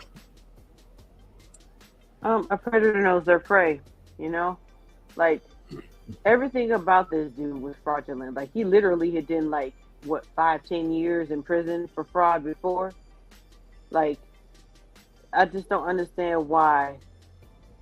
Like I'll have to use black people because I know black people because I'm black. But why are people so quick to just believe somebody because they're spitting game? Like, why don't you do any kind of background checks on these people? Why don't you, like, instead of believing what they're saying to you right now, why don't you like kind of see, does this person have any history of making money off of whatever they say they're going to take my money for? And then like that's all your money. That's all you got. Why are you going to give all you got over to somebody you don't even know? I'm sure God did not tell you to do that.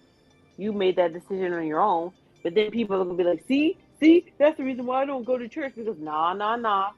God didn't tell you to do that shit. You did that shit on your own. That was some dumb shit. So you're going to have to eat that one on your own, and that's unfortunate.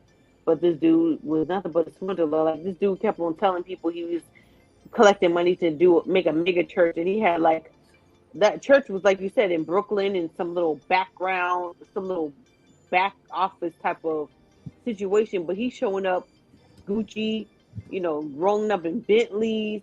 His family's all, dressed in designer clothes, and these people are struggling. So I just don't get the whole. I don't understand why they think they're going to get anything out of it. But he deserves every bit of time he gets and more. Mm-hmm. All right, let's hear what he got to say about his sentence. Let's hear it. Is he going to say the man set him up? I want to see. I'm going to put this church up here, Lamar Whitehead Church. Because when you see this church from the outside, you be like, man, this little ass church. How do you? It was like a little room. Like he kept telling them, yeah, I got money. I got the money. I got $1 million down deposit on a a bigger building somewhere, but you know, like he's just dwindling them, just telling people what they want to hear. Here we go. Oh no, nigga, we ain't playing 10 minutes of this shit. Hold up. How are you doing? Hoping everybody's doing good. Thank you for all of the money. Thank you for all the money. Lord Jesus, thank you so much for all the support. Thank you for all the prayers. Thank you. Hey, look, he don't downgrade it to the Fila a little bit. He's still in the he's still in the grave, but he don't drop down to Fila from Fendi. Thank you. I want to thank everybody that have been great wisdom. Amen. God is amazing. But I'm not going to talk too much about it. Enemy wants you to give up on God. Watch our way. No. Hold on one second. All right. So everybody's asking me. There we go. Everybody's asking me, Bishop, what happened? What's going on? What in the world is going on? You guys know that I was on trial. I was on federal trial, and I was found guilty yesterday. And of course, my team, me and my attorneys, we're going to appeal the matter. Okay. One of the things is that, you know, the media is going to put out there what they want to place out there. Okay. They're going to put out there. They're going to try to make this thing look the way they want to make it look. But I just want to tell you guys, I couldn't really talk about this while we was on trial, but I want to tell you guys why Bishop Whitehead was on trial. Say it. Okay. I want you guys the ability to research. There's something called PACER. Okay. There's something called PACER. Okay. Y'all write that down. It's called PACER. You can sign up for PACER, and when you sign up for PACER, you can type in my name, and you will be able to see every motion that was filed. Okay, everything that was all of these social media platforms and the media. Right? Stop listening to them, you guys. These social. Stop listening, telling me about. People are laughing and people are saying you're going to jail and people are saying this and that. You know, I stand on my innocence, right? I'm innocent of all charges. However, if you guys read, you'll be able to see that I'm innocent. Now, why? And I want to be clear with this, y'all. I want to be really clear. Why was Bishop Whitehead on trial? Okay? Why was Bishop Whitehead on trial? Nigga. This was not about Bishop Whitehead, y'all. This was politically driven. This was about Mayor Eric Adams. Okay? And let me explain this to you. Everybody knows that me and the mayor were close. He was a mentor of mine. And I was targeted. On June the 8th, the FBI came to my house, and I was going out for my morning walk. And he jumped out on me and said to me that I wasn't arrested. I wasn't under arrest, but they had a search warrant to take my phone. Within the search warrant had everything to do with the mayor. See, these are the things that you guys don't know. Everything to do with the mayor. And what they said to me was, we don't want you. We want the mayor of New York. That's what happened.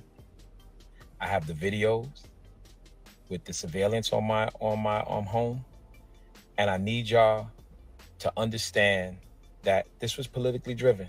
And just because I was not going to be a federal informant against the mayor of New York, the FBI said they was going to make my life a living hell. And that's what you guys are seeing. Okay. That's it. All right. He said that's it, but he talked for another 4 minutes. I'm good on it, though. Foodie, what's your take? Caroline ass nigga, period. He stole them people money on Foodie. Man, he stole that old lady money, and he ain't got no problem with it. Period. It had nothing to do with no informants. They don't give a fuck about no $90,000, no none of this shit. They care about the chain of events that you have had over a span of time. That's why they watching your ass. Yeah, you stole that lady money, man. It ain't about we need you to snitch on him. Nigga, that was a way out for you. It's a deal on the table. We can do that, but you did do this though. They got you dead to rights. Right. They don't offer you a deal unless they got something else on you. That's how the feds work. Everybody knows that shit. And I don't think that's too hard to disprove. Did the lady got funds showing it going to your account? Yes. Right. That's like they wouldn't waste no time in court and all that kind of shit if they didn't have no proof, no receipt. But he lied. Right. Talking about he loved God, but These he people don't worship worship him. Not at all. He is not a representative of God. Like you talking about, these people are just trying to get you to stop believing in God. Nah, nigga, nah. You are. They're trying to get you to stop believing in stealing. That's what they're trying to Right. get you to do. I'm thinking of Bone stalking Jack move. Jeez, man. Man, he stole that lady money, yo. That's fucked up, yo. It's a cold game like cocaine, baby. I just, like I said, I don't know. I understand that people are, they want to believe what they want to believe for whatever reason. But, if that's all I got, if that's all I got, why would I just hand it all over to somebody? I just don't understand why people do that shit. But there's no way that I would believe that. That woman got on her knees and prayed and asked God that that's what she should do. And he said, yeah, give all your money to this nigga. Hell nah,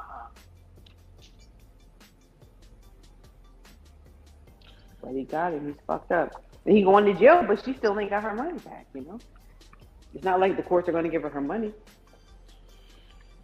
Hey, Bart. Yeah. I just want to let you know I sent something to your Instagram inbox. Let me see.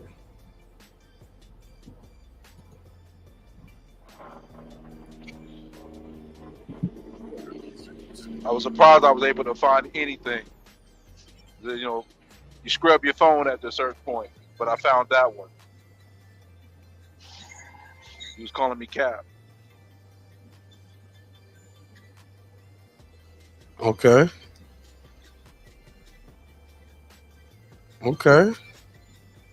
And you said this was what number? Well, she was a 9 or 10, In my eyes, she was a 10. Okay. I ain't mad at it. I don't know if this is really true though. I got to see a picture with you in it, nigga. Can't just see with a picture of her by herself. You need to be in the picture, like holding it.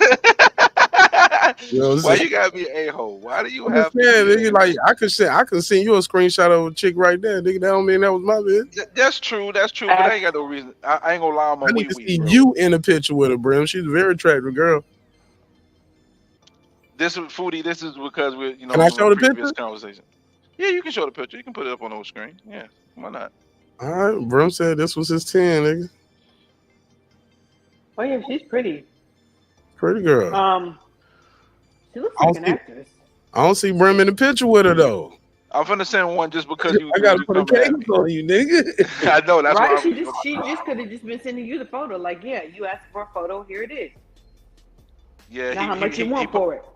He putting parameters on me now, but I understand why though. But yeah, nigga, you can screenshot. You can screenshot any thick joint off of Instagram. And be like, yeah, nigga. I could have look if y'all didn't know me. I could send you a picture of food and be like, yeah, I used to fuck her. Yeah. How much did you pay for the photo? Wow. He gets he got a subscription. What was the cap at that Cash App? He says he subscribed to our OnlyFans. He paid. I'm guaranteed 5 new pictures every month. You guys are ruthless. Nah, I'm just talking shit, bro. I know. She's cute though, man. She cute.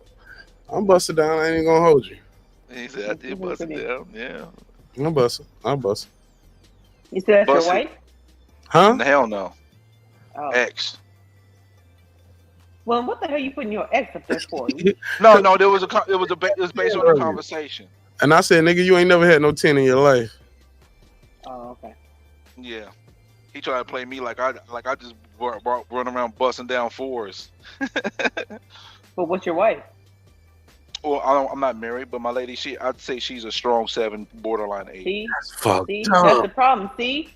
That's See the treachery? That's just based. That's just talking about based on if you're basing it on This looks. nigga on a whole podcast on YouTube putting up a whole nother woman. You talk about No, but what I'm laying next to is no, Foodie. You got to understand the context you gonna get in the same situation that motherfucking Mike Epps is in right now.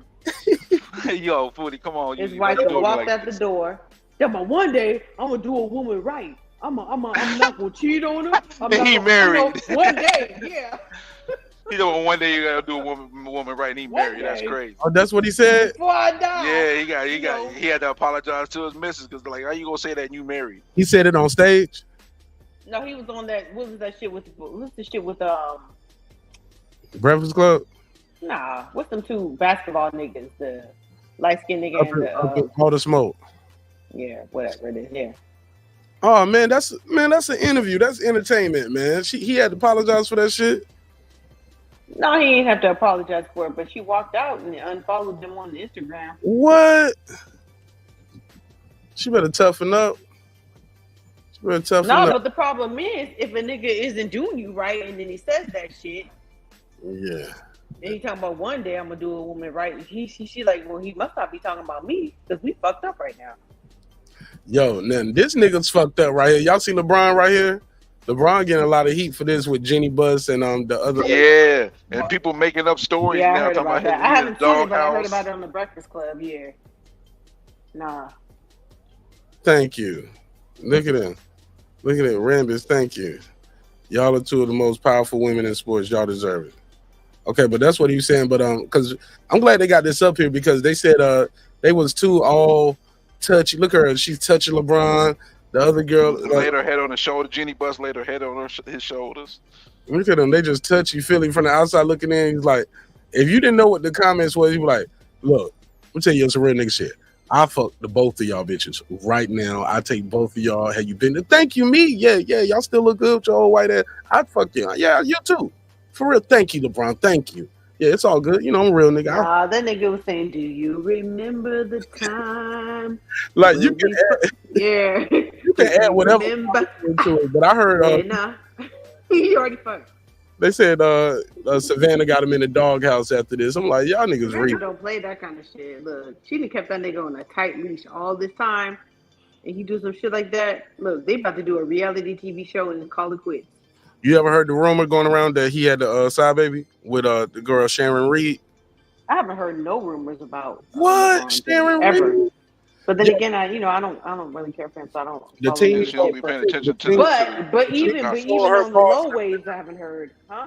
The team requested just look up Sharon Reed Cleveland because she used to be out there in Cleveland, and she used to be like they pretty much told them stop sending her, send somebody else to cover the games. You need to send somebody. She's a sports reporter over there. But then she ended up coming to Atlanta. She was she went to Florida, but then she was in Atlanta doing like our evening news in Atlanta after that, and that's when people was like, "Yo, she got a baby by LeBron," because she do have a son, but it's like she never revealed who it is and this, that, and the third. Yeah, people all kind of rumors. There's all kind of rumors about everybody having. Hey, look, we gonna know if that nigga's 14 years old dunking out the gym.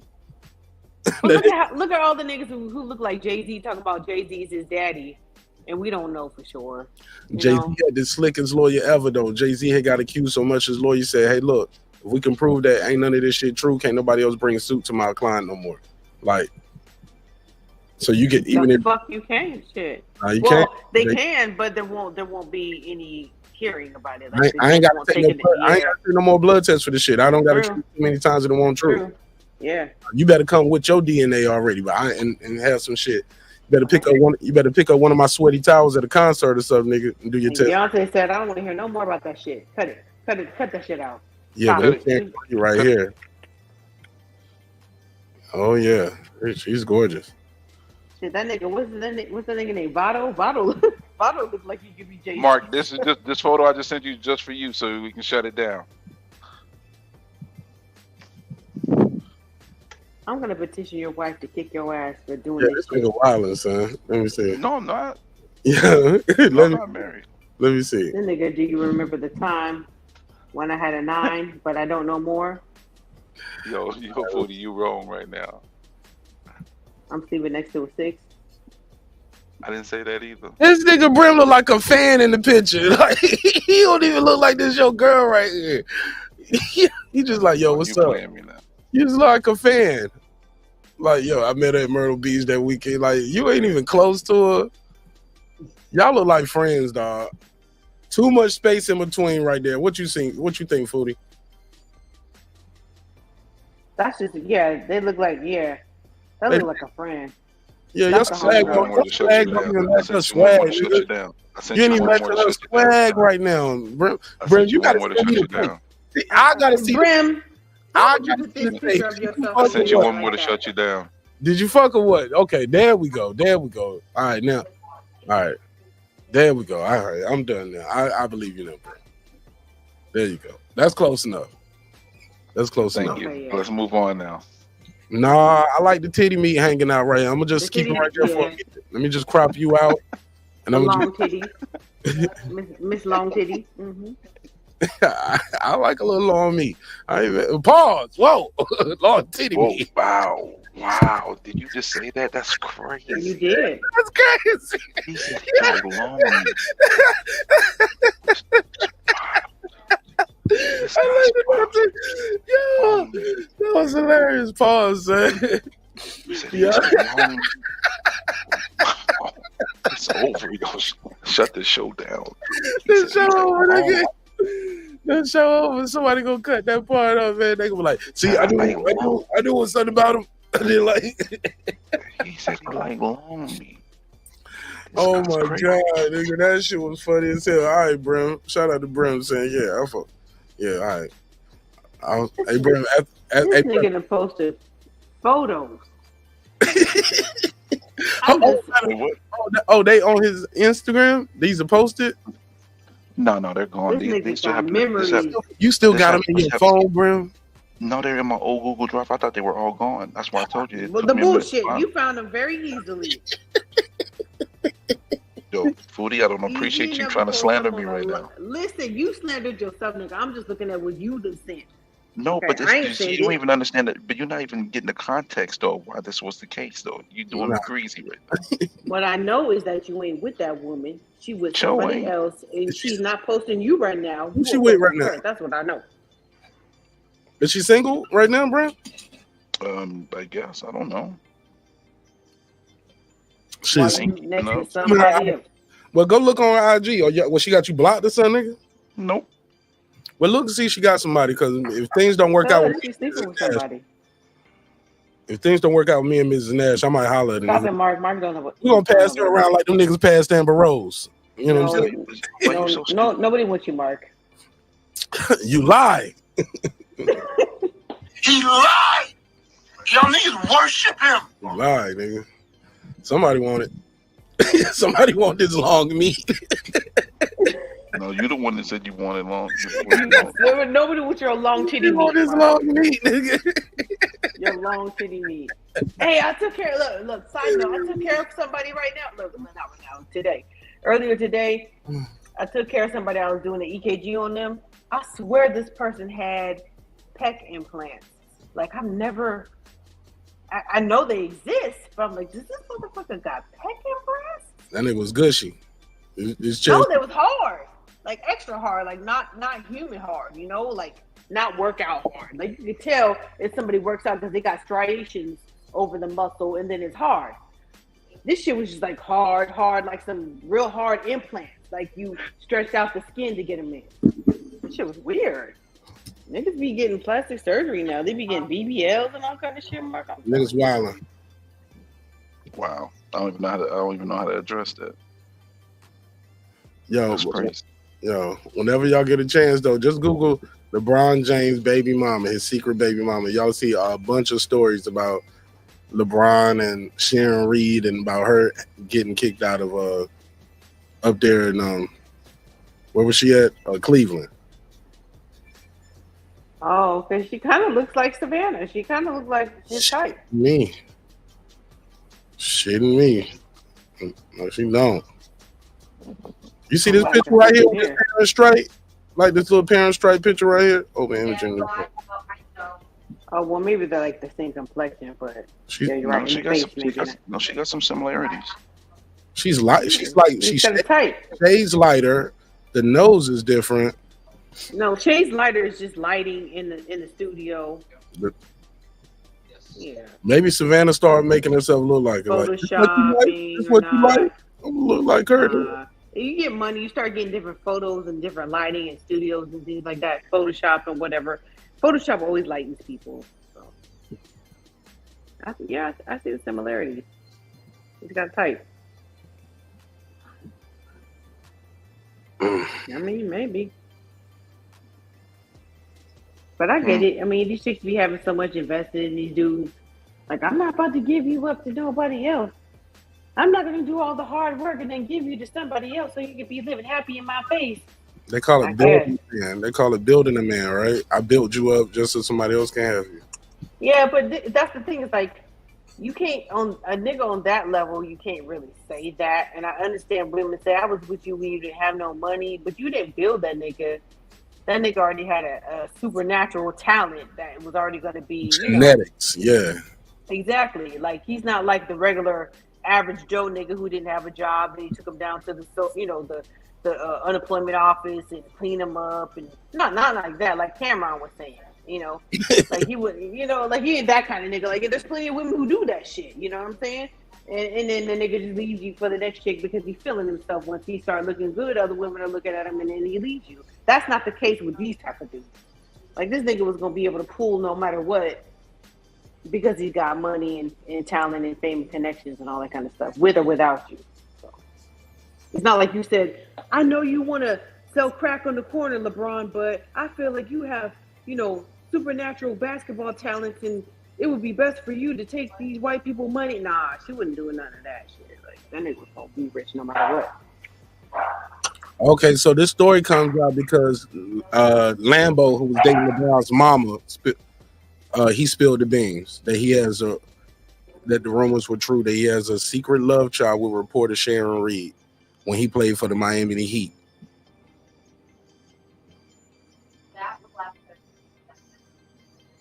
She denied the rumors in 2015, but nobody was like, nobody really pushed it. They was just like, yo, well, who's your baby daddy? None of your business.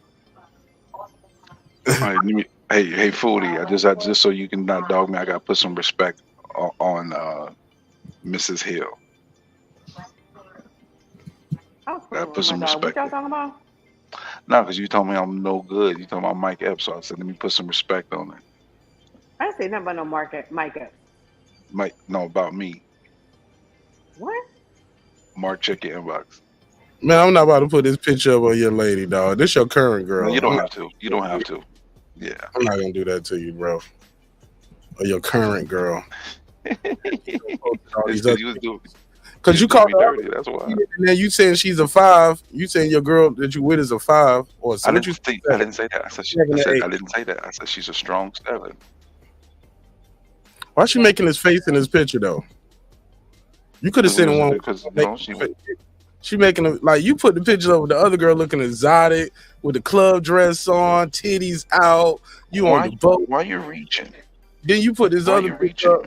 Man, want me to share the picture then? No, don't even do it.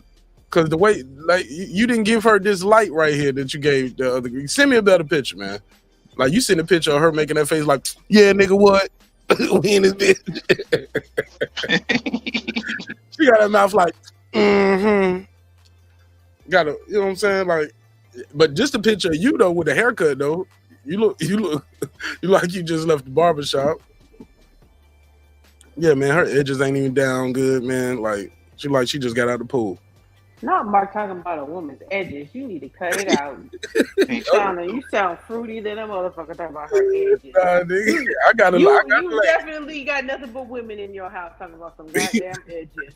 I definitely got a house full of ladies. You definitely do. And sisters and mothers and too much estrogen in that comment. I'm just Foodie. I mean, you can't miss it. Too much. You can't miss it because after he put the other picture up of the other girl looking exotic, in this picture he got his line up. You can talk about women looking exotic, but don't go into the edges part. That's way too much detail, Mark. I'm gonna send you the picture now. No, don't send that. When niggas start talking about I'm joking, detail, about edges and lace showing and stuff, you need to cut it out. You're starting to sound like the other. Nah, because the nigga know when a bitch look broken. A nigga need to stop talking about. Like, y'all be talking about niggas looking too detailed, but that's what a woman's place is, though. Nah, nigga can say what you doing. Don't like about a girl. Your hair look cheap. Your shoes look bummy. If you ain't buying it, then you ain't got no place to talk about it. If you buying it, you have all the right to talk about it. I ain't gotta buy it. If you ain't buying it, stop it. And that's not your woman, then you don't need, especially if it's not your woman. You don't need to be talking about it. That sounds real catty.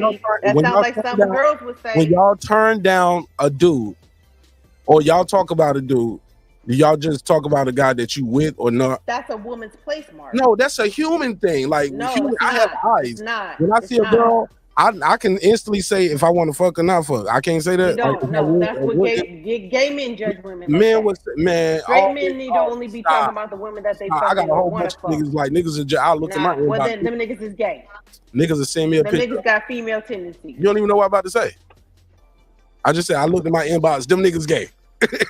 You don't even know what I'm about to say. All right, you can have it though. You can have female tendency. No, I'm just saying, if most niggas look at a girl and they be like, yeah, I like her or I don't like her. No, when pressed, they'll say what they don't or do like about her. We don't just look at girls, believe it or not, food. We don't just look at ass and titties. No, but generalizations in the public. Listen, in public, generalizations is all a man should stick to.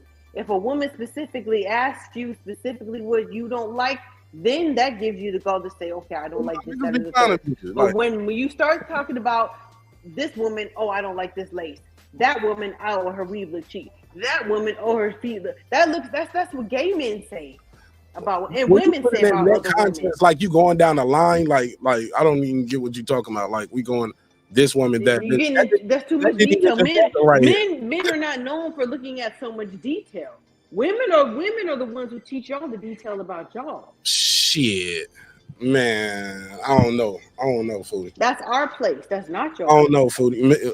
I don't think girls will be getting all these ass and they getting all these ass and titties and lip fillers for their damn self. Nah, they do. They for sure do. Women try to outdo other women more than they try to impress a man. They trying to and I know that's hard for men to believe, but they definitely do. And that's because, part of it is because thinking all that done to go to the WNBA game and try to get one of them bitches. Yeah, but when the niggas start talking about, she went to Dr. Miami and she should have went to Dr. That's too much detail, nigga. You pay too much attention to that shit. All the nigga know is that the bitch's ass is fat and it looks good. You shouldn't be talking about, but one cheek is lopsided and that's fucking gay nigga tendency. That's female tendency. Women judge other women like that, and gay men judge women like that. Hold on, so I'm gay if I don't want to just for the girl. Well, I'm not saying that you're gay, but I'm saying that those because men. The reason why gay men and women. Listen, I'll tell you why. The reason why gay men and women judge other women is because they want to be like the person they're judging. That's what it makes it sound like when you get into too much detail. It makes you sound like you are trying to compete with the person you're judging. You going from one extreme to the next. You think marqnash out here wanting the lace front? No, what I'm saying is marqnash is marqnash. I know what I'm saying is what I know is marqnash as a wife, a daughter, sisters, a mom that he deals with a lot, and maybe. And I got brothers too. Okay. I got 2 brothers. But Foodie, my whole point is, a guy will see a girl, her ass looking crazy. Yeah, niggas be looking at girls and like, yo, her ass is lopsided. Ew. Yeah, niggas will say that and they pass on. You ain't never seen that? Like they got these little, it's like a thing going around where the guy Right, comes. and then women, but women who have the money to pay for that, and the women who got those kind of asses be like, I wouldn't fuck with a nigga like that anyway, because he sounds like a fucking jealous ass girl. So what is he looking at my ass for anyway? Because he can never get it. How would you know what they think? And how would you know? Because I'm a woman, and I know how women think about niggas who talk like that. You just created a whole scenario. No, you said niggas. You know, you're coming from a man's perspective, and I'm coming from a woman's perspective. If I were a woman, I don't have a BBL. I have real ass. But if a nigga were to talk about, say those type of things, I'd be like, well, what the fuck is that nigga? I wouldn't fuck that kind of nigga anyway. So why is he even saying anything about what I look like? Because men talk about the kind of women that they would really like to fuck. There's no way that, I mean, even you say you don't like it, but if she offered you some ass, you would take it. You would take it. Who is she? Whoever it is that you're talking about. Whoever it is. You see what I'm saying, Brent? For her, it's about winning at this point, because she created this whole scenario of what the girl is, that the guy is broke, and he wanna fuck, and she won't give it to him. But if she did, he would. You don't know that. That's the thing. Is like, well, why would you comment on a woman's ass? Why do men look at women's ass? Period. Because it's either something that they like. Why would if it ain't something you like? Why would you comment on it? Just pass it on. You don't like pass on by. Look at it. You got to look at the ass. Well, Brent, pass on. we look at ass. Comment on it. Brent, don't we look at ass? Brent, do we look at ass? Mm-hmm. Well, why do you look at it? I gotta see what it's looking like first. You be looking at it? Hell yeah, I'm a looker. I can't fuck these hoes. But the same nigga that says he don't like how it looks, if she offered it to him, he would take it anyway. So what's the point? That's not true. Bullshit. That's not true. Bullshit. Seen it in real life plenty times. Anything that's in front of Seen it them. in real life plenty times. Yes, most niggas, yes. You're wrong, Foodie. I'm very choosy. There are men who are married to women who are fucking niggas. Yes. I talk about gay people all the time. So you can't tell me that a nigga wouldn't fuck a woman Foodie, if she I'm offered sorry. it to him. I gotta disagree with It you. don't have to be what you like. You don't. Those are y'all, but the average man will fuck a woman even though he's criticizing her. He don't like what it's looking at, but he like how it feels. It don't matter what it looks like. It's all that matters is how it feels. So just back to the whole conversation about aesthetics. Why would you even? Why would you? I don't. Look, if there's a dude that I'm not attracted to, I'm not gonna sit there and be like, oh, he's ugly and these are all the reasons. I don't give a fuck. Like I'm not attracted to him. Why would I even comment on him? Next. But when men do that, that's kind of weird to me. I've been on the show with you right now about 2 years, and I've heard you call niggas ugly and talk about why they ugly and everything. Well, that's because, but it's in context. Like if they're talking about something that I'm like, well, why would this nigga be saying this? Oh, now she want context. You hear that? Yes, you want context. Right, When it was me, I ain't get no context. Ain't that some right, shit? me neither. I didn't get the contents credit or the contents card. I got to put out my contents card with you. Yeah, I said content, but context, you know. Yeah. See how you do, Foodie? You doing this wrong. Kotex, nigga. She ain't put my shit in no Kotex. Yeah, Foodie tripping, man. Foodie tripping on No, that. but like I said, women judge everything. Men, when they start getting too detailed, it seems a little weird. Fair enough, but I think that's a human thing. Like I remember I used to say that to my wife, like, yeah, man, motherfucker be judging, blah, blah, blah. And she was like, baby, everybody judges everybody all the time. The moment you walk out that door, everybody's looking at you and judging. Yeah, but they don't say it, is what I'm saying. Like women gossip. Well, I'm saying like gossiping is a woman's thing. That's what they do. Men, when they start to gossip, that's a female trait. Is it a gossip or is it making a comment? Or having an opinion? Because everybody got an opinion or everybody got something to say. And once it's out in public, people have an opinion about it. Okay, fair enough. I think so. What you think, Brandon? Hey, listen, you ain't lying. And by the way, I was not calling you gay, Mark. I wasn't trying to. I don't give a fuck, nigga. I know what I'm doing. That shit don't hurt my feelings. No, I'm not saying. If it hurts your feelings, that means you might have some fruit in your tank. Yeah, I agree with that. If you get offended by that, that means that you got some other Somebody things, hit a some nerve. Yeah. You got some alternative action going on. Yeah, that's not where I was going with it. I mean, when you sit around and you hear women, you hear men like talking, not you, Mark, but just judging women too harshly. It's like, why are you going so hard on women? Why aren't you talking to other men about men's stuff? That's what it is. You don't like niggas going hard on them hoes. You get offended. Oh, the hoes, I don't care. I just feel like, why do men have so much? All of a sudden, why do they have so much opinion about women? I mean, what you want us to talk about? Like the gays? We want women. Men don't like women, so we talk to women, and we like to fuck women. We like to know what women like. I understand the guy talk. We want to tell women what we like. You know. Shit, but but most of the time I hear men talking about women that would never even want anything to do with them. We don't know that, because I seen Fantasia scoop the nigga up for the Sprint though. That nigga had money, you know. I mean, he had something. I don't know what else that nigga had going on. That nigga worked at the Sprint store. He thought he was cute. That's it. Sometimes it's that simple. We don't know that. I don't know that. That's that simple. Why got to be more to it, Foodie? Why we just can't go with the facts that we got? She met him at the Sprint store, and he was married, and he cheated on his wife for Fantasia. Why it just can't be the facts that we know? Why I got to be? But you know. Okay, then we got to talk about Fantasia then, and what her bar is. I mean, she kind of sets her bar a little bit low. It doesn't matter that she's just Fantasia and everybody knows her. I mean, also because he worked at the Sprint store, he lower than now, Foodie. That's how you giving it up. I'm just saying. I mean, I don't know what her bar is. It's all about money to Foodie. That's what that is.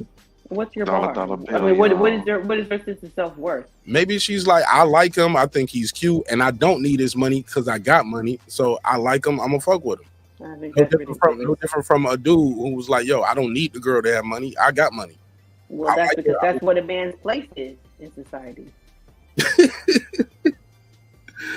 So she can't fuck with a dude that she made more money than him and he worked at the Sprint store? Get the fuck out of here. Hell no. Okay. Wow. Why not, Foodie? She don't need his money. She wants something nice on her arm. She think he's cute. She want to know what it feels. No, for a night, okay. Couple nights, sure.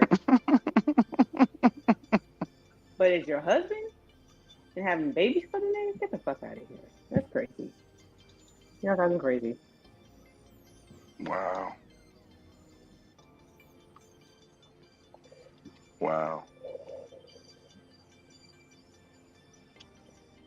What else does he have to offer? He can have her babies.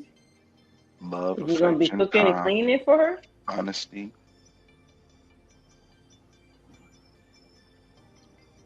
Dang, so all we is good for is money. Wow. It's a cold game out here. That's what Foodie said. She just wanted the money.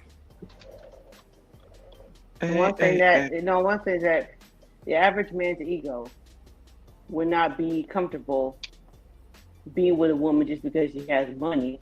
If he's a man, like if he's a man, men always talk about, I didn't want to be with this woman anymore because she didn't make me feel needed. Y'all need to feel needed, right? Men say, my ego, I need to feel needed. What does she need him for? What do they need him for? Love, affection, protection. None of that has to do with money. Protection from what? Or whom? From the world. The world? That consists of what? Creeps. Is another one? Okay, women? Or are the women gonna rob her? Or other men? Is she being protected from other men? Yeah, from other men. What other man is going to? What can a man do to protect a woman that a woman? Hands.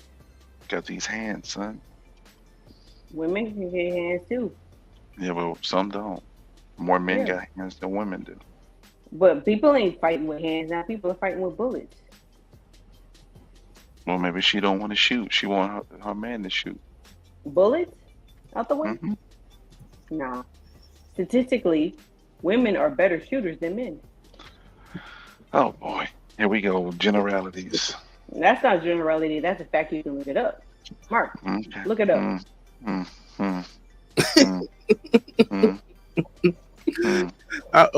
what I'm what I'm supposed to be looking up?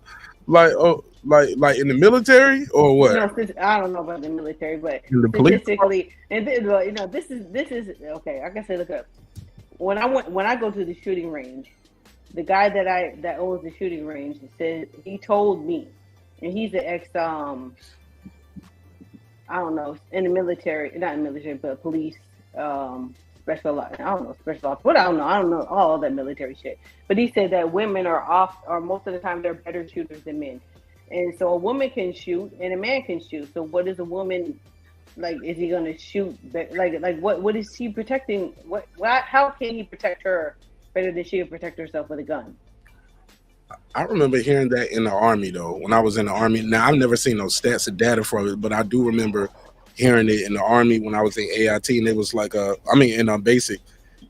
Granted, where I was at in basic, it was all men, but some of those guys had, went to some of those drill sergeants had drilled in other places, and I did hear them say women are usually better shooters because they're not trying to do it on their own. They're paying attention versus like guys like, right. They more macho. I know how to hold a gun, nigga. I've been busting gats my whole life. Right.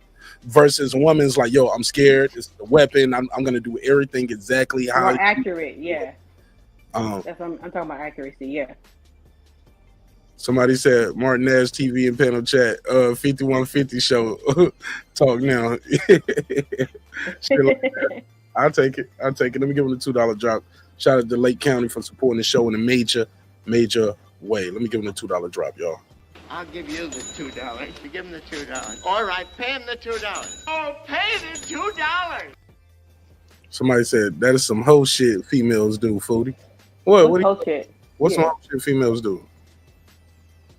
Shout out to Irvin Mack. Where you at? I don't know what you're talking about. I don't know. But when we're talking about men, women need men to provide and protect. Women are making money on their own. Like you said, like Fantasia, she might make more money than a dude, so she don't need nobody to provide for her. Protect from whom? Most violent offenders historically have been men. So you want to protect a man. You want a man to protect you from other men, not women, because women aren't likely to grab you in the alley and try to rob you or rape you or something like that. So if a woman is armed and ready, then what do you need a man for? Okay. NCAA shooting tournaments, women are ruling. According to the Marine course, untrained males shoot better than untrained females. No. Let me see what else. So I guess it's all about where you get the source from, like you were saying, Foodie. Is it like you talking about military, or you talking about NCAA and shooting tournaments, Olympics, things like that? And well, I guess the statistics would be based off of tournaments, and you would have to, use that. You wouldn't just take some random woman off the street and just say, "Hey, can you shoot better than this man who's trained?" Like you would have to do, compare apples to apples. Yeah. So what we do military, what we do the Olympics, what we do college, but because it's different in depending on where you're picking at too. Like in college, yes. In the military, maybe more men. But I do know that like they say that particularly Black women are the most. I'm not using the words correctly, but we buy more guns. Or the number one, like as far as all women of all races, we're buying more guns, and we're more likely to go to the actual shooting range to train, versus just picking up a gun and going and shooting all crazy. Because we all know that gangbangers in general are the worst aimers ever. You know what I'm saying? In life, you know what I'm saying? But they got more guns than just about anybody. You know what I'm saying? Why she say that like a Karen? Gangbangers. Well, you can pick apart my diction any way you want to, Mr. Long Titty, but I said what the fuck I said. Hater to love it. Mr. I'm sleeping by a 4, but I like to show pictures of 9s that I Never fucked. Oh wow. I was actually engaged to her, by the way. You know, but that's another conversation. Was. Damn, you ain't engaged to this one? No. Damn. Rules of engagement. Be good enough for you, bro. She's a pretty girl too. I saw that other you said. Pretty girl. She goofy as all get out. Well, Yeah, she goofy. Wow, bro. Your lady don't ain't subscribed to the channel, obviously. And we she were better. friends. We were friends first, you know. So it was based off friendship first. Okay? Yeah, so how you doing? Yeah, friends, how many of us have them? Damn. Hey, Brim, that's how it works too, nigga. They start off as friends, you know. Once she grin, I'm in. Game begins. You know what I'm saying? Make them smile. Then I win and make her bend. Make them smile. Make them spread. There you go. I ain't mad at you. That's how you do it. So, Brim, that's your game. I figured it out. Brim tries to be their friend so he can fuck.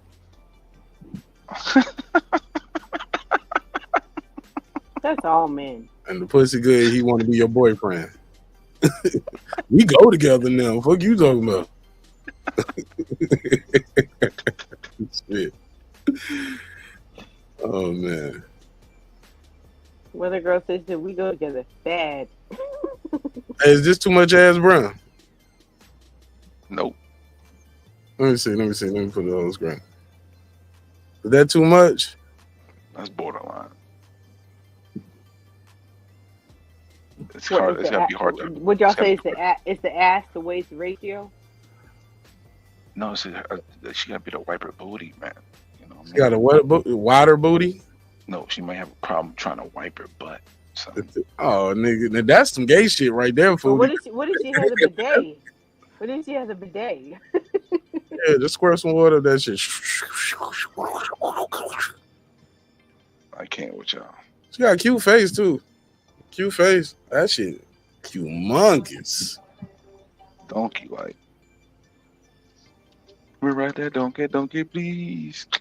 Yeah, they got a big old booty. Hey, off topic. Hey, you remember that song? For She Whip? Then she nay. What's that song? Silento. Yeah, watch me whip, watch me nay. Well, yeah. You know that nigga's facing 25 to life. Yeah. Oh, he ain't got convicted yet? He killed somebody. You heard about it? His cousin. Oh, it was his cousin? Yeah. Silento? He like, shot him in the leg and he shot him in the face. That nigga had mental issues like a long time though. Yeah. This is crazy. What the fuck is going on Nickelodeon niggas? Oh, yeah, he came out with that song when he was like 17 or something, right? Yeah, he's 16. And that nigga has been in jail. Hold up. So where he at now? I guess he's locked up, but he's facing life. I don't know if he's been convicted yet. Oh, yeah, that's right. I just saw that shit on YouTube the other night. Severe charges including malice with murder, felony murder, aggravated assault, criminal possession of a weapon. These charges are connected to a shooting and death of his cousin, Frederick Roots. He's currently being held without bond. Damn. Did me murk his cuz, son? You marked your cuz? Shot that nigga in the face. For what? Was he trying to rob him? That nigga was like, he had mental issues. Like he used to have like a lot of meltdowns and shit. And then they said that his grandparents were like, they hope that he does get convicted so that he don't hurt nobody else. Oh, fuck them grandparents. They cut off. Right? That's crazy. That shit right there. But damn, can y'all help me? What happened to Jesus? He will fix it. Like, you know what I'm saying? Why are you so stupid? My grandma would have got me off, nigga. She would have been up there preaching, saying, send him home to me. I know what he needs. I sign for him. Like, not no. These new age grandmamas too. Send them to jail. I need to keep. No, but these dudes they be threatening their grandparents too. Like, you don't know, he might have had them hemmed up and shit at some point. They tried to help him. Like after he went, they said after he went popular off of that song, like he had to take some time off for some mental health issues, and then like he was doing some shit in Dubai, and then them niggas was like, he was gonna do a show and he didn't like show up, and they sued him and wouldn't let him out of the country, and Like that nigga, like he was on some real weird shit. Then he said he was born with marijuana. He went on a TV show. I think it was Cameron Hall, one of them shits. He was like, yeah, well, I was born with heroin, crack, and marijuana in my system. So I'm like, that nigga was fucked up. Who told him that, man? Because somebody had to tell you that because you don't know that. I don't know. Maybe his parents. Maybe one of them was like, "Yeah, I was fucked up when I tell had that you." to a kid? Like, I wouldn't tell you that till you was like 40, nigga. You know what I'm saying? I would sit on that. The reason why you so fucked up is yeah. I would not tell him that at 17. Like, I was shooting up. Like, goddamn. Damn, this case is still going on right now. Yeah, he's Dang, that's the longest case on earth. They got locked up in 2021. He was indicted on August the 16th, 2021. How long is it gonna take him to? It depends if shit, by the time they get there, ain't gonna be time served. Yeah, county though. That's a major county over here in Atlanta. They got ain't no time served if you facing life. Yeah. I know I'm being silly. I'm saying he been in so long they're gonna give him time served by the time. No, they do. They will do some time served. Like he'll get credit for time served for the time. You get credit for your time, just like Sue Surf right now. In that case, he got 5 years, but since he was already locked up a year and 3 months, he's gonna get out February 2027. And they're gonna be back on URL. Yep. Spitting the fire shit.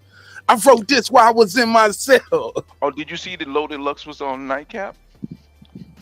No. Who? Oh. Loaded Lux, the battle rapper, he was on Nightcap with Ocho Cinco and Shannon, and they talking about doing an event, which is pretty dope. Cause Ocho, Ocho always be jumping out of bounds talking about I'll battle you, I'll kill you with these bars. It's like Ocho's so goofy.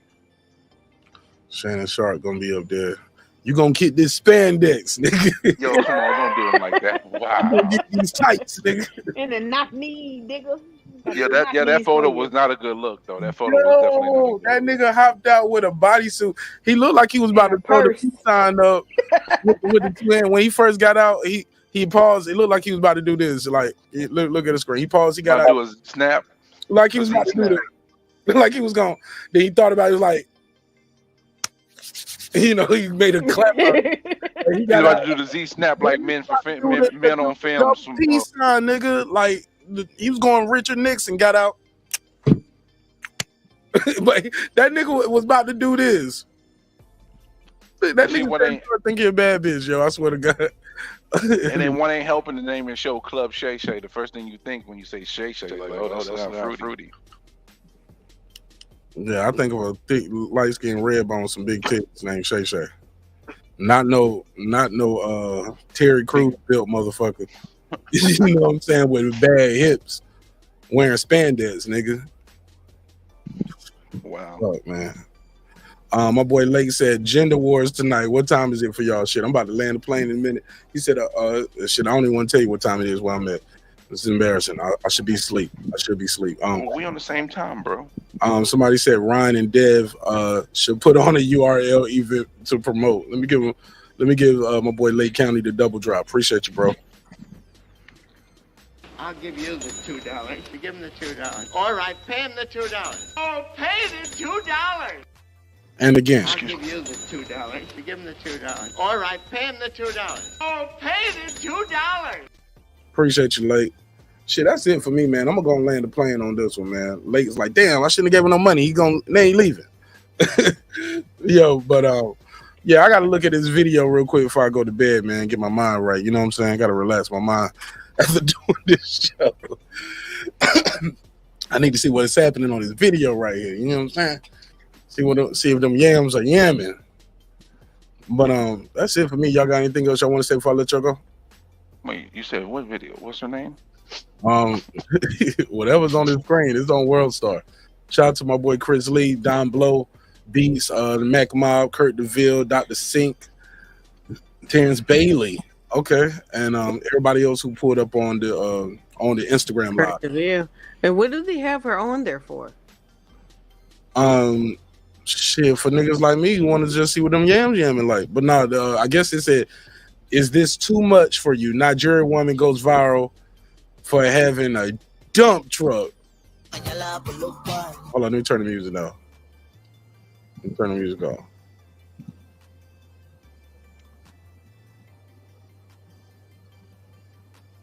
Nigeria, nigga. Oh, y'all can't see it, huh? Mm-hmm. Oh yeah.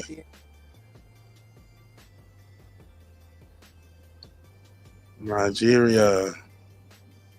Go ahead, go get it, damn boo. Shake that thick ass elephant ass. Go ahead. She ain't gonna do that for a little bit. She gonna get tired. See, look at it. That part was tired. She seemed like she got a good personality. She seemed fun. You know what I'm saying? Seemed like she fun, showing off, being a little goofy, having fun, playing around. She know what boys like. You see how I'm not making any comments about it, Mark? Man, shit, I'm enjoying this. Go ahead, look at it. Throw that motherfucker back there. Bounce that shit. Shake them titties, motherfucker. Hey, bend it. Chop it. Okay, I like it. Throw your leg up with it. She seemed like she a lot of fun. Go ahead. What was that move right there? What was that? I like her. Go ahead, get it. Jiggle that. Bounce that shit. Oh, yeah. I think it's the color too, Brim, because it's a flesh tone almost. Yeah, she's a cute girl. Got a big old donk right there. There we go. That's the same girl? She look different. Laundromat? That's like a different girl right there, but she's South African. Oh, wow. She moving that shit. Yeah, she's South African. I think she's popular in her country because she's like an MC host and all that. So I see the rappers in the areas posted up with her. Look at you, boy. You're a host, all right. Get that host. Somebody said you in Atlanta, Marcus, 4 a.m. ground like me for sure. He said, them South Africans be having them crazy proportions. Facts. Can't talk about women's proportions up here. Foodie gonna put a case on you. Let me give you the drop. Shout out to Late. Hey, that's for y'all. Ain't nothing for me to say about it. Okay. I'll give you the $2. You give him the $2. All right, pay him the $2. Oh, pay the $2. Yeah, them proportions be crazy. Hey, Brim, you ever consider being a passport, bro? No. You ever work out with you and your lady? No. What you think of passport bros? A lot of them are cornballs who can't get no play here. But I understand some of the premise because, Western women do tend to be a little more difficult to deal with in some cases. But again, that's very general. There's more women than men on this earth, and for every difficult one, there's another woman that's cool and chill, no matter where you at on this planet. So a lot of them dudes are just cornballs who couldn't get no play here in the States, and so they go overseas. That's factual and it's factual. You pandering, man. The foodie. I'm not pandering. Come on. Let's keep it real, Mark, bro. Listen. Wow. Open in Atlanta. No, but the truth of the matter is, bro, like I ain't gonna be walking around like I'm the hottest thing smoking, but bro, I can get a woman, bro. That's never been a problem for me. You know what I mean? I do know how to treat a lady. I'm not an ugly guy, so I can get a lady. If you can't get one, you need to work on something. Hey, listen, listen. She's throwing shots right now, yo. I gotta go to the doctor. I got two bullets. That nigga don't put two pictures of him up tonight, and she was like, I don't know what you look like, Brim. You're forgettable. Oh yeah. You're forgettable. All right, it's okay. I have a couple questions. But Brim, go ahead. But the passport bros, they getting video vixen type girls for $20. Well, that means they just pretty girls. They getting robbed and killed for $20. Not all of them. Shout out to my sister Nick Rich. Not all of them, of course, but not you most can get robbed and killed in America for the same fucking women that you're getting over there. But you know what the thing is, the idea is that women over there are more submissive, and you get to leave. Bullshit. They're still paying for it. They're not getting it for free. Yeah, but I don't have to bring you back home to America. I don't have to worry about you showing up at my job. So you spending more money to go over there and get prostitutes, and you could save money and get prostitutes over here. I don't understand. If you're going over there and you were looking for a woman to marry, then I could understand you saying the whole submission shit, because you are looking for somebody of a different culture that you think is more compatible with you and what you're looking for, but they're not looking for that over there in that culture. They're going over there and spending money just the same way they would over here in a strip club in America. Well, some of them might be going to like places like get lady boys. It just depends. You know? Right, that's a whole different situation. But you can get a lady boy over here in America, maybe. I mean, without the airfare. So I don't understand the whole point of it. Because the thing is, like, you know, I have known. Hey, Mark. Discretion. This topic got people rocking and rolling still. It's the discretion, though, Foodie. What's up, Brian? What up, though? I don't know what y'all wrong with nothing. I just decided to give you a call because you called it at the craziest time. Because I was wondering if y'all talked about how Sexy Red out here fucking for dollars. I just saw that story while I was up here randomly doing, but I didn't know if it was true or not. Did she just have a baby? Sexy Red? She responded. No. She responded. She said, "I took your virginity. I did what needed to be done." Aiden Ross, so how much did he pay Sexy Red to take his virginity? They didn't say. They didn't say. But that's sad that I just felt bad for black women in general when I saw that. I said, man, these hoes ain't got nothing. And this is the girl that gets up in front of people and keeps saying herself. That's a whore. That's what we always call them, whores. Well, not black women, black girls. Right, you say you black women in general. That's not a general black woman. That's for I know, but the example for young black girls is their problem. No. Not all young black girls. Misguided black girls. They call her a woman. That's her title, a woman. She's not a little girl. That's a woman. A little no, girl. I'm talking about the example though. The set. Too little. Yeah. Black women are not looking at her. Little girls are looking at her. Oh, okay. Yeah, the issue, the thing is, I would feel bad for the misguided young black lady that if looked at that as an example. That what determines a woman and a girl? Her mindset. Or is her accomplishments. I thought what determines a woman and a girl is when they start their menstrual cycle. I thought it's menstrual cycle that separates you. That's what got R. Kelly locked up too. Both of y'all, the mindset and the people. Like, well, she leaking out across the street. Shit. Well, no, you can be a grown little girl just like you can be a grown little boy. No, you're still grown though. But you're still grown. No, you're a boy. Well, you said what's the difference between a woman and a little girl? And I said it's her mindset. Just like you guys know a bunch of boys. I'm sure you guys know some men who call themselves men, but they act like little boys, and they make little boy decisions in their life. I can't tell another man that he's not a man. I can only tell him that he's being immature. I can talk about his behavior. But it does dictate the kind of men that you choose to hang around. Like, would you hang around men who make bad decisions in life, or do you hang around? Yes. Do I? It depends. Yes, I hang around men who make bad financial decisions. Just made bad marital decisions. Just made poor choices. You sound muffled. Brian, you sound a little muffled. Fix your adjust your mic. Oh, is that better or not? That's a little. Yeah, you sound like Spence after the butt fight, bro. Stop it. Go ahead. Go ahead. Oh, who fight?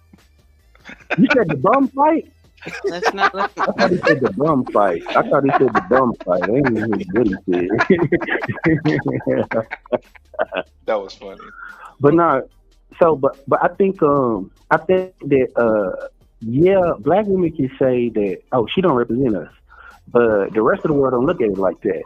They look at her because she's pushed her song. She was one of the biggest artists. I don't even know the name. I ain't never heard the song. I just heard something about something. I don't know. I ain't never heard it, but Ski. Ain't that how it goes? Ski. That song is so trash. Oh no, she was. I ain't never heard it. But Pound Town too was just like pussy. Yeah, I think Pound Town was the biggest one. I think, but I honestly, I swear to God, I only heard it a month ago. Yeah, that's the one though. Pound Town just left Pound Town. Pussy. Yeah, but yeah. But the problem is, damn, my nigga. Yeah, go ahead, Foodie. Yeah, that's all right. Then he know the whole song, bro. Problem is that black culture is represented. Young black culture is represented by music, but when people are looking at black women, they're not looking at black women through our culture. Black people have a tendency to believe that everybody believes that our only representation is through our music and entertainment shit, right? Like being entertainers. But when in average, if black people are looking at black women, they're not looking at you just through being an entertainer like her. They're looking at the moves that we're making in policy, looking at the moves we're making in business, they're looking at the moves we're making in education. They're not looking at wasn't she with one of the politicians? I thought I seen her with a politician. Wasn't she lane screen one of the politicians? Right? Oh no, let me play this clip. I want to hear this about him. How does this even come up? He said he fucked Sexy Red. All right, I'm gonna sit back in this. All right, I'm gone. No, it's right here. Let's hear it. Ross saying he had relations with her. You know, don't you? I did fuck Sexy Red. Okay, fuck it. There we go. Some truth. How was it? It was good. It was really good. She was throwing it back. You can handle it? Nah, she was kind of being the dominant one. Oh, she dominatrix. Sexy Red response. Okay, and this is what Brandon talk about. You paid me to take your virginity, and I did just that. Next. That makes you a whore. Pretty much. Does she who's the whore?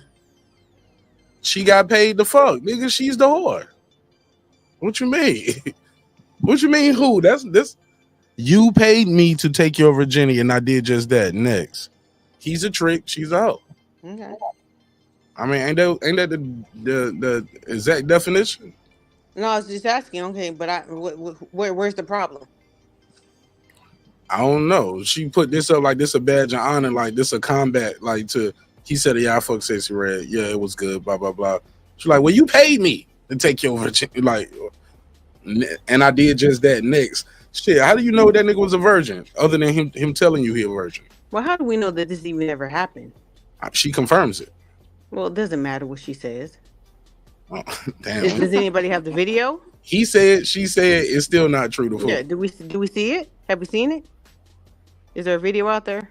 I don't know if I want to see Stacey Red and Aiden Ross fuck. I just want to know if there is one though. Fool, do you want to proof? You want to see it? No, I'm just saying, is there proof? Because anybody can say anything. I mean, well, both of them saying they fuck, like, why we can't believe them? We could, but we could also not believe them at the same token. Like, it's a 50-50 chance. I'm out of here, man. It's a 50-50 chance. I mean, this is social media. And there are two people trying to get on. I think he's on, Food. He's very successful. Yeah, I mean, I don't know who he is. But yeah, he's a multimillionaire. Off of doesn't matter. So that's the funny thing about it is because people say something that everybody wants to believe it. Because you want to believe it. You want to believe what? That is the truth. Just because they said so. Show me the proof, though. I want to see it. I don't think they both trying to get on at this point. I think they on at this point. Sexy Red is on. She's on Grammy nominated. I mean, big ass record. I want to see the proof. So you don't believe people fucked unless you see it on tape or you see a baby. And even when you see the baby, they got to get a DNA. I'm saying that until I see proof, I don't know that is a fact. It's not a fact, but people like to believe it because they want to believe it. Is what I'm saying. Food is water. What they want to. Is water wet? I can prove that water is wet, though, can't I? Is it wet or is it moist, like undried? Well, yeah, but there's a way to scientifically break that down, though, isn't there? Food said, right? Water is a combination of molecules and atoms that makes. We can break it down. We have ways to scientifically break that down. I can break it down like however you want. But until you've seen her and him fuck or there's a baby, there's no proof that none of this happened. Have you ever seen your heart beating inside your chest? I have seen my heart beating inside my chest. All you got to do is put on the fucking. Have you seen your brain work? You have never seen your brain work, but you know your brain is working every day, right? Right. Okay. But it's not just because I want to believe it is. Do you see oxygen? I have evidence of it. You don't see oxygen, but you know when you need it, though, right? No, I don't see oxygen, but there's a scientific, there's a chemical breakdown for oxygen. Somebody told you that, just like they told you. No, they didn't. They did not just tell me that. I don't believe it just because somebody told me. Okay. It's because there's a scientific breakdown for how oxygen is composed in the atmosphere and on the periodical table of elements. Okay. So, Foodie, you're an atheist? No, I'm not an atheist. But I have seen God work in my life. Mate. Check. No, not mate. Checkmate, but Check that's the and thing, mate. But we're talking about physical. Sex is physical. It's not just spiritual. Did they spiritually have sex? Did they have a spirit baby? No. Reach. You ain't never seen God, but you believe in him. I absolutely 100% do, because I have seen how he works in my life. There's evidence of how he works in my life. Coincidence. Ain't no evidence of a sexy red and this dude having sex. I want to see it. That's something you can prove physically. We're talking about physical versus spiritual versus gas versus element. I'm wondering about. I don't want to, but until I see it, I don't believe it. I mean, I need. You said you want to see it, homie. I don't know, Foodie. I don't need to, but there's a way to see it physically. You can't physically see my thoughts. You can physically see oxygen. You can physically see that. I ain't gonna judge you, Foodie. But Foodie said she want to see the head. What I say is that you guys get on these panels and you believe what you want to believe, and then you don't what you don't. What's up, Brad? I want to say this real quick. Hey, Foodie, you said you didn't see it and you want to see it. Foodie, are you a virgin? If I say I am, if I say I am, would you believe me? No, I want to see it.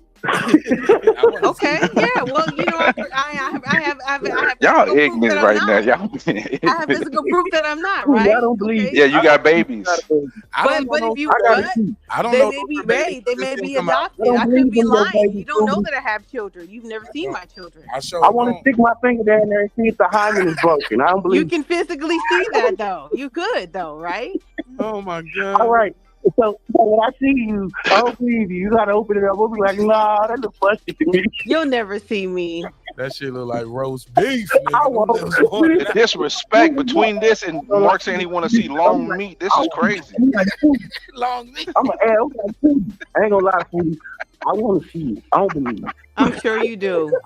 We all know that you do, Brandon. We all know. Between this and Mark want to see long meat. This is crazy. Brandon, I got some pictures of it. I'll send it to you, bro. So please do, Mark. I want to see. I hope it's beautiful. Nice. It's nice. It's nice. I hope it looks like it's a smoke. She had it tightened up. You can tell she had them rubber bands. This is unbelievable. Foodie, do you hear this madness? Yeah, I hear it. But you have no proof of it. I want to see the photos too. Shit. Hey, Mark, you got to prove. You got to see it, Mark. I want to see it. I want to see it. That's what you learn. I want to see these photos. I was waiting for Foodie to say I was lying so I could say, well, I don't know. That she said. No. I want to see him. You got him. I want to see him. Produce him. Shit. Hey, Mark, I'm gonna tell you what I want. What you want?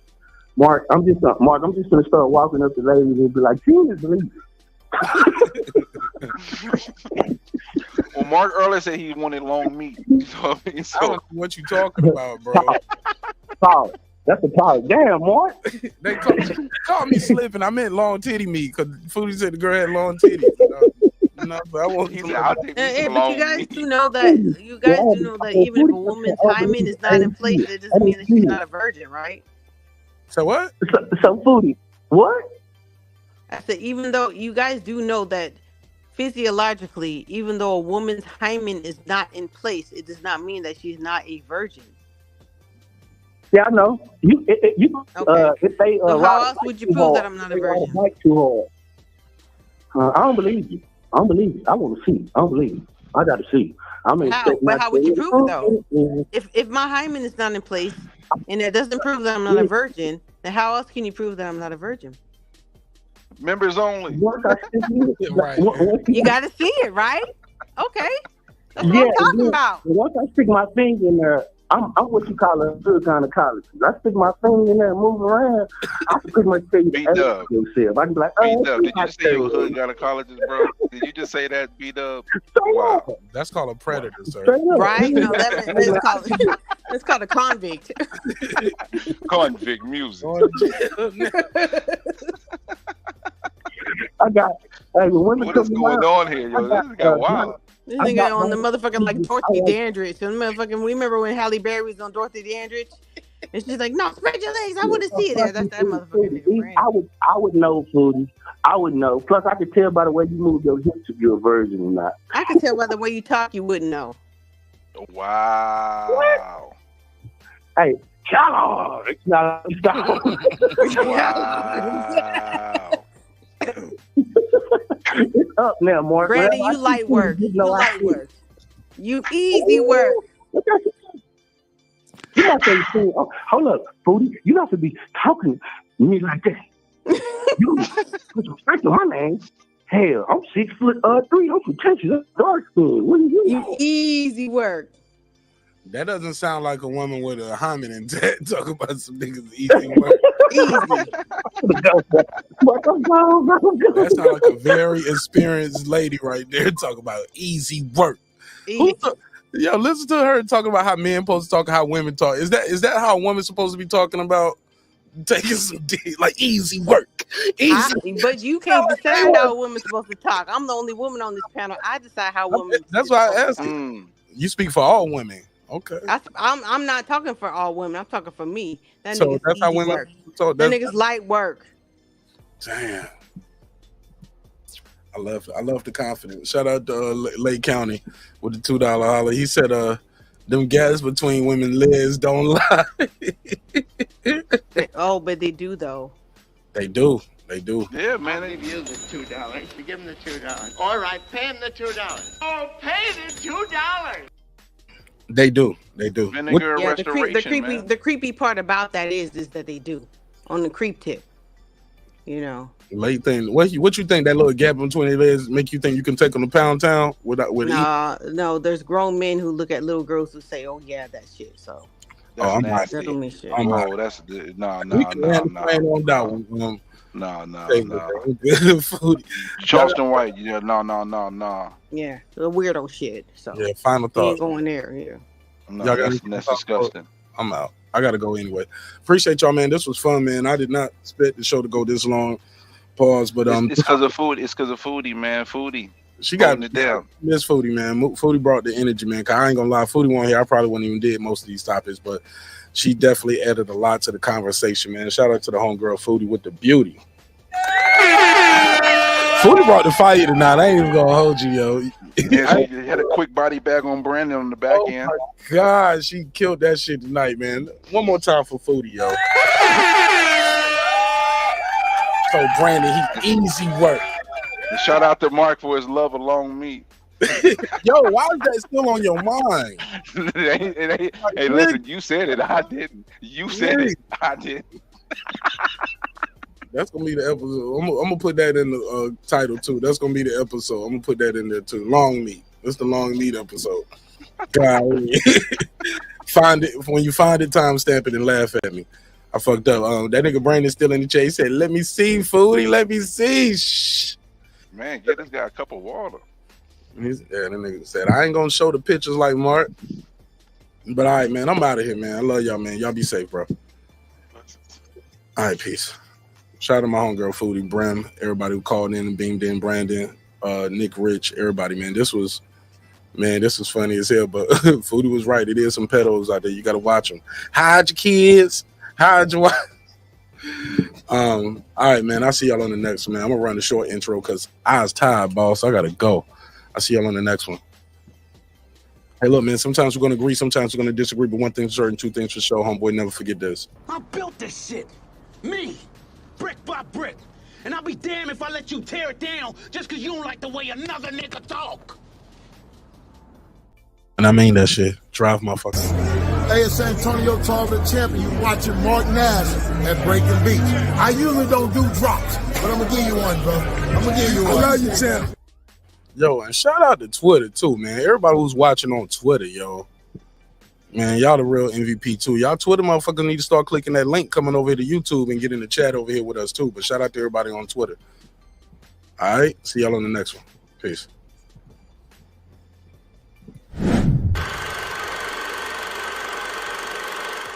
This that squad sound.